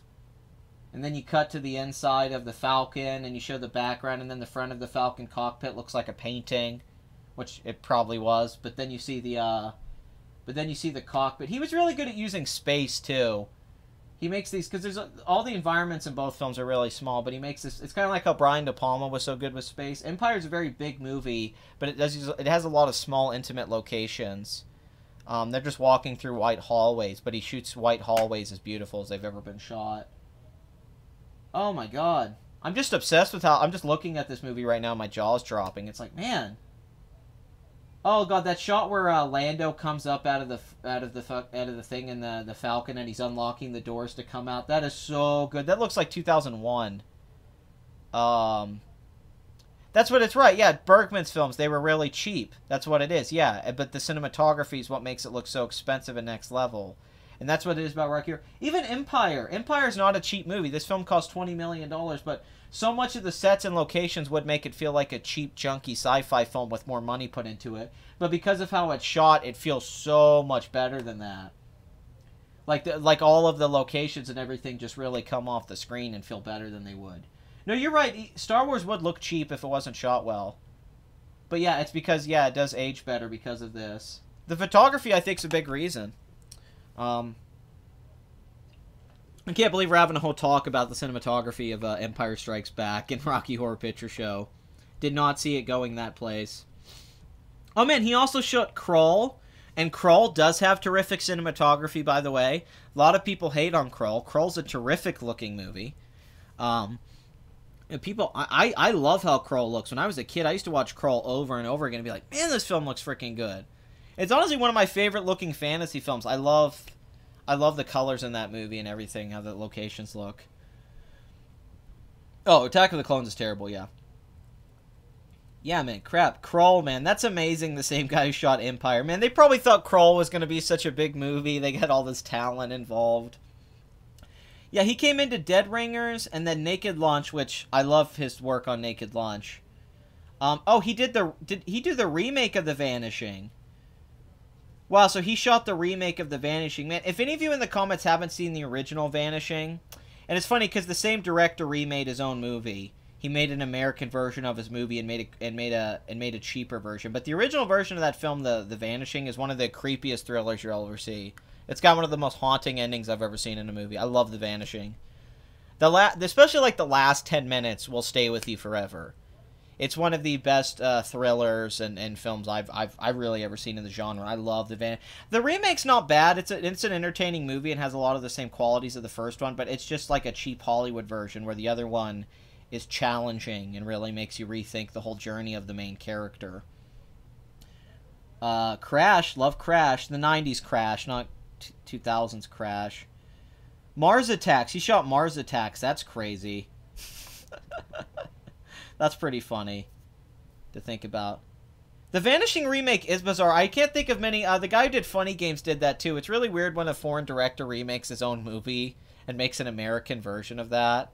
But I did remember the cinematography of that movie being very good because I saw the remake a few times, like once or twice. I remember Jeff Bridges is like great in it. I remember seeing Attack of the Clones and Too Fast, Too Furious. Holy crap, dude. That's like two back-to-back crap-tastic gay movies about two men who are in love and they don't realize it. So you basically watch Top Gun twice in a row. That's pretty impressive stuff, dude. I'll tell you why you tolerate The Phantom Menace. I think the Phantom Menace in retrospect is the best film of the prequels. I have no problem saying that. In retrospect, the film that got the most crap is the best one of the three. Phantom Menace was shot on film, and it looks the best. It has the most practical effects.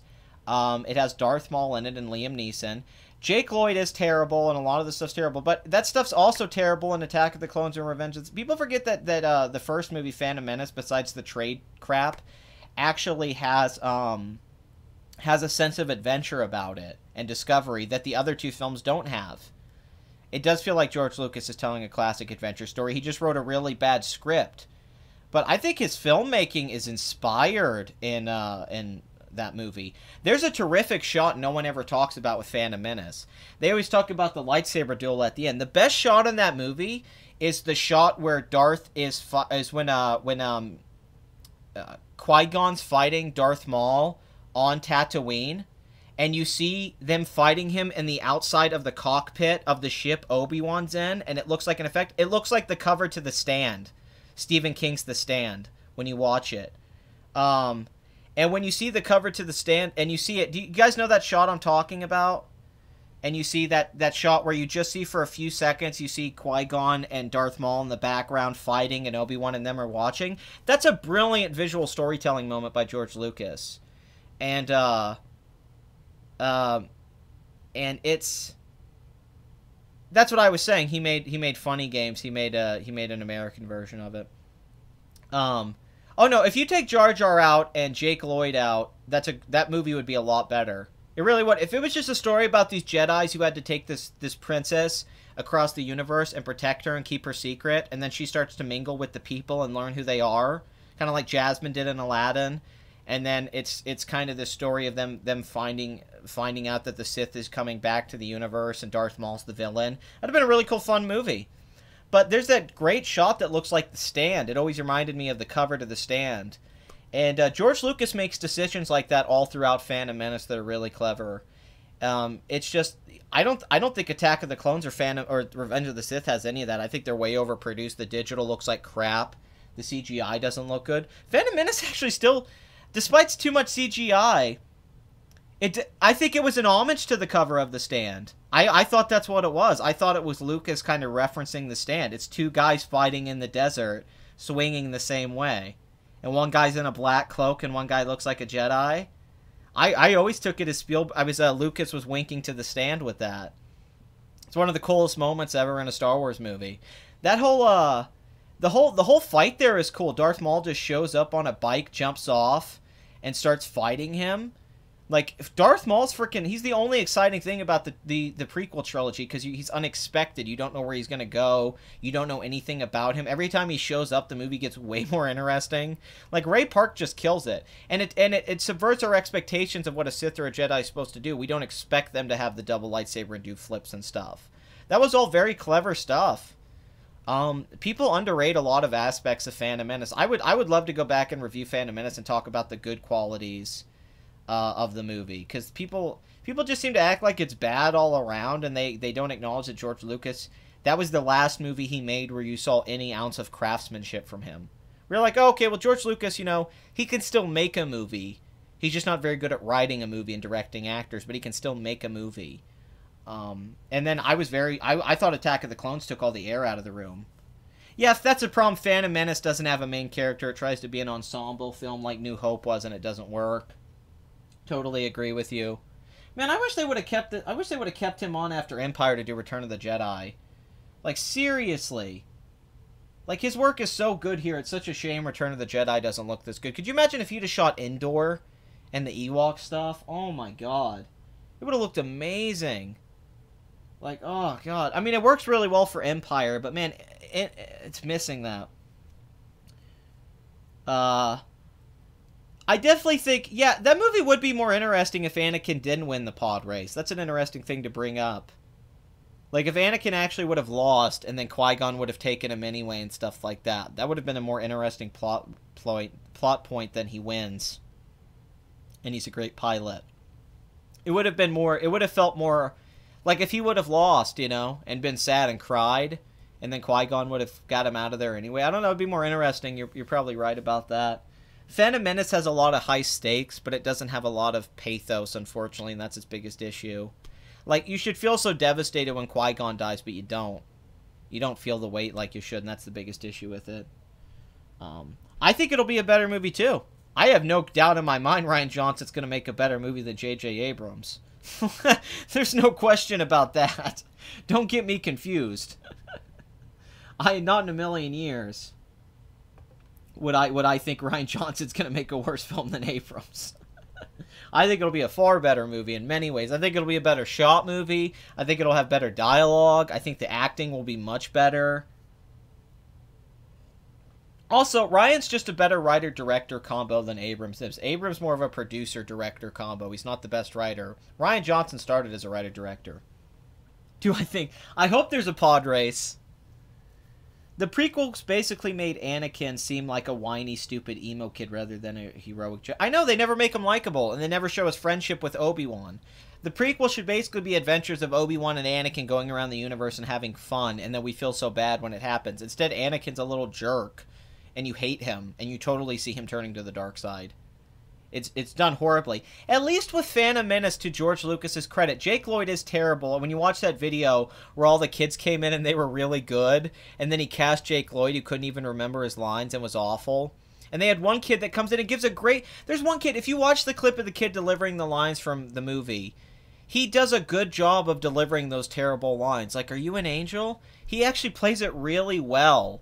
And you're like, man, there was a good version of Anakin, but the script, at least Anakin is sympathetic in that first movie. Like, he invents stuff, he has to leave his mother, he's in a place he doesn't know. Like, Anakin, at least in the first movie, Phantom Menace, is somewhat of a likable kid. He's just a bad actor playing that part, and it's annoying that George Lucas doesn't really give him direction. But I like the idea of Anakin. It's just not really fun to watch a horny 20-something-year-old bitch all the time. It's not fun. No, have any of you seen that video? Let me see if I can go find it. I mean, I'm sure you've all seen it because you're all... God, what's Tale of Tales? I know what Map to the Stars is. That's that Cusack. What's Tale of Tales? Yeah, I did not see this movie. This one went under the radar for me. But, hold on. Let's find that video if I can real quick. Phantom Menace went wrong. I think it's what it's called. But it's showing kids another kid auditions for... Yes, okay. Hold on, let me put my headphones on so I can make sure the audio's alright.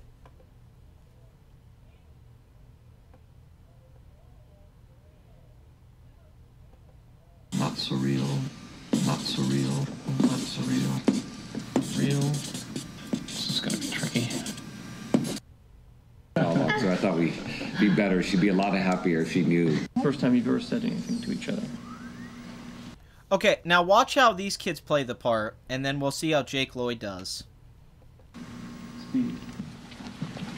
Okay. Action. Are you an angel? What? An angel. I've heard the deep space pilots talk about them. They live on the moons of Iko, I think.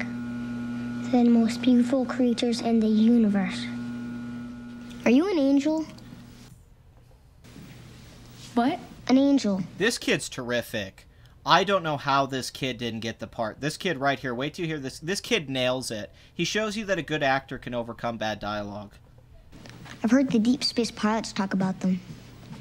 They live on the moons of Iko, I think. Scene 1, take 1. And And here's Jake Lloyd. action. Are you an angel? What? An angel. They're the most beautiful creatures in the universe. They're so good and kind. They make even the most hardened spice pirates cry. I've never heard of angels before. Scene 1, take 2. Are you an angel? What? An angel. I've never heard of angels before. You must be one. Maybe you just don't know it. Scene 1, take 3. You can see the difference between the two kids. One is going to do the production a lot faster. There's so many And the other one, I have to just do a so many zillion takes. Listen to this. George Lucas says, one kid will make the production move a lot faster, and the other one I have to get a zillion takes and then cut the performance. That is a bad directing choice. That is awful. So, you guys just saw that. Did you see how that first kid delivered that dialogue and it sounded kind of good? Like how he kind of went like, I think it's Iago? He's like, I don't know. Like, he doesn't really... Like, he plays it kind of with a personality. That kid actually came in. They end up choosing Jake Lloyd in this video. It shows they chose him because they liked his naturalism. They thought because he was so natural and that he made mistakes. He couldn't even remember the script. George is constantly telling him, you can't remember the script, it's okay, just improvise or make something up. Where the other kid clearly came in and killed in the audition and worked really hard to be a good actor, and George Lucas didn't go with that at all. This is one of the biggest mistakes this movie had, because had that other kid played Anakin, we might not hate that character as much. Because child actors, the biggest thing that comes down to it is the kid you pick to play the part. And that kid is an actor. Jake Lloyd is not an actor and never was an actor. He just got cast because he was a cute kid.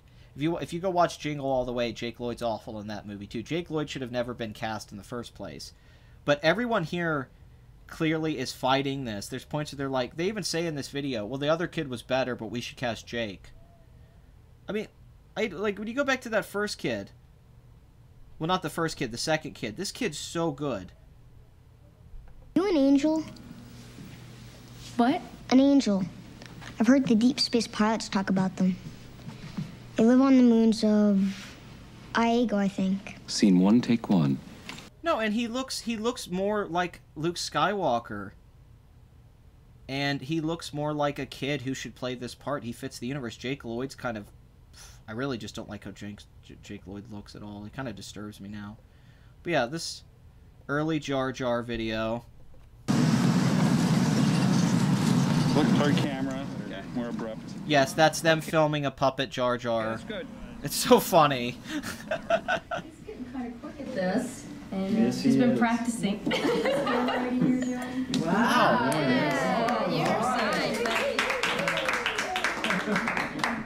We're very proud of you, Jake. And Very handwriting proud. too. Very So- good, Jake. Do you know how much money they're going to spend to make this movie? Probably over $50,000. They're definitely going to spend $50,000. Just one of our battle droids, actually. Oh, that- Look at this. oh, he's cool. This is the new stormtrooper. Oh, This is our man. new stormtrooper. But in a way, he's the. He's just not trained. And this one just hits the beats. Yeah. Yeah, they talk about it here, how that kid hit the beats and he played the part and he's not trained and Jake Lloyd can't act. Here we go. Jake. Because he seems more natural. I like his body language. He's just not trained.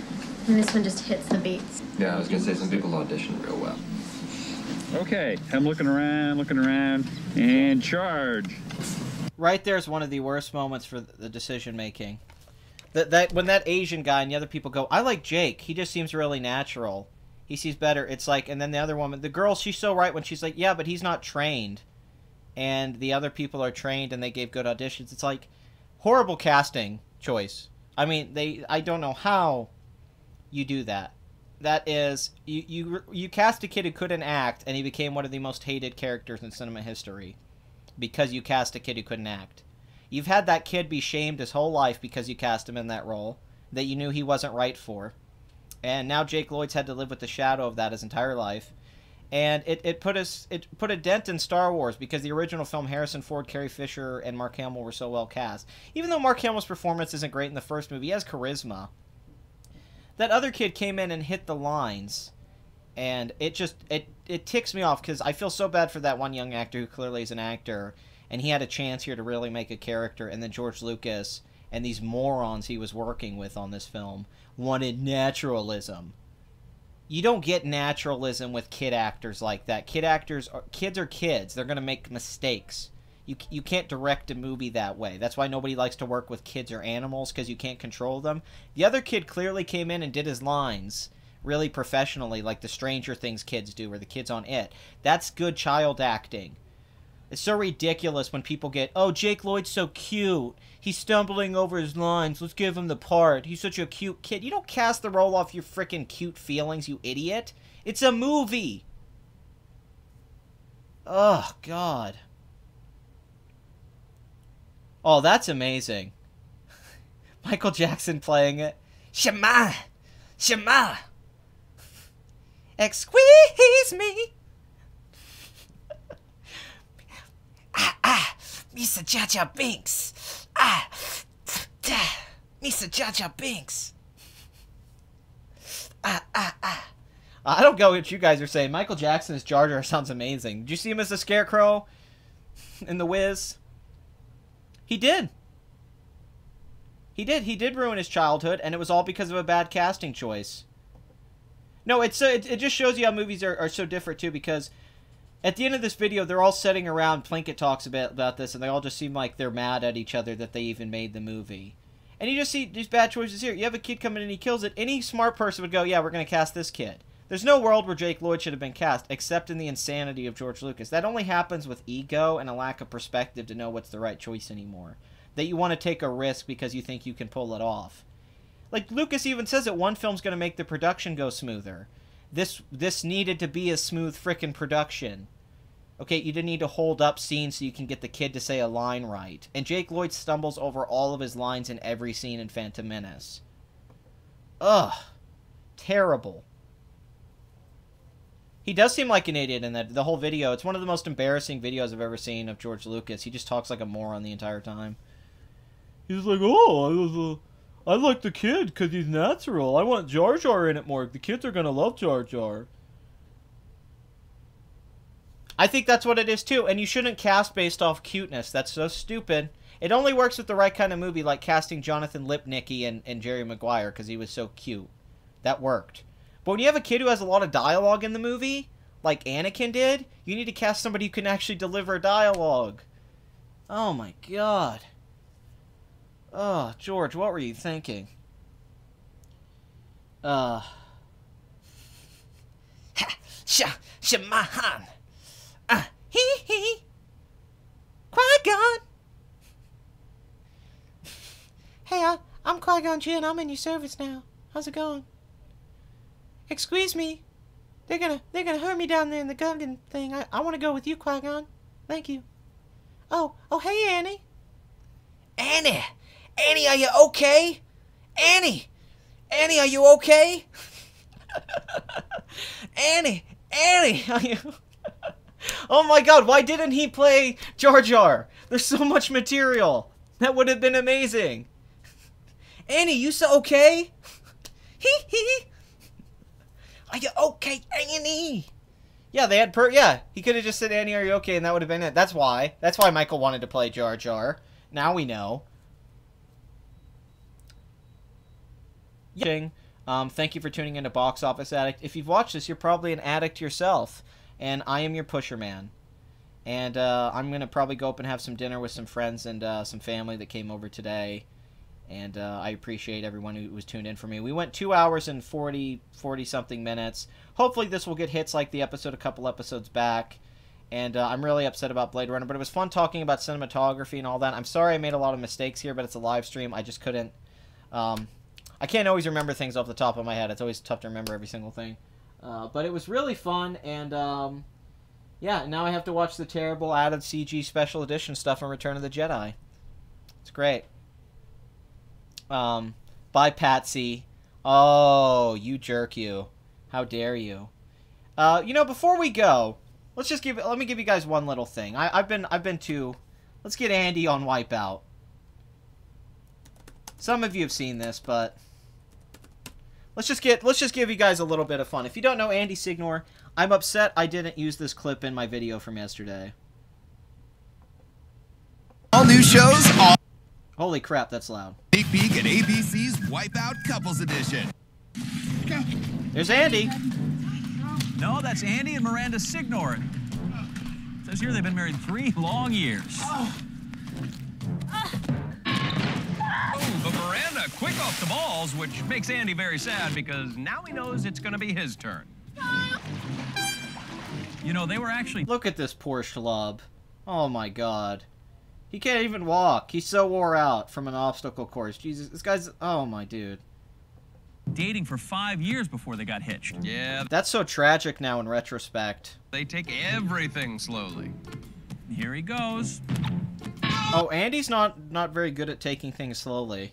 Oh, shocking. He wiped out. That was worth waiting for. Was that in slow-mo? Hard to tell with these two. Hurry up, baby. Finally, they make it up to the shake-a-later. Guys, Andy's looking pretty wiped out. He sure is, Jill. So is Miranda now. I'm sure she does feel wiped out. Andy reminded Oh my god. what a lucky lady she is. Her friends must be so jealous. I can't think of a better time to congratulate these two on their 10th wedding anniversary. No, remember I told you they've been married 3 years. Yeah, that was back at the beginning of their run. Good job, baby. Slow and steady wins the race.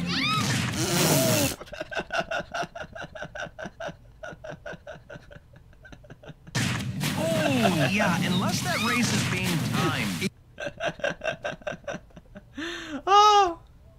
Oh, it's so good. It's so good. Oh. God, fuck you, Andy. Oh, fuck you right up your cunt.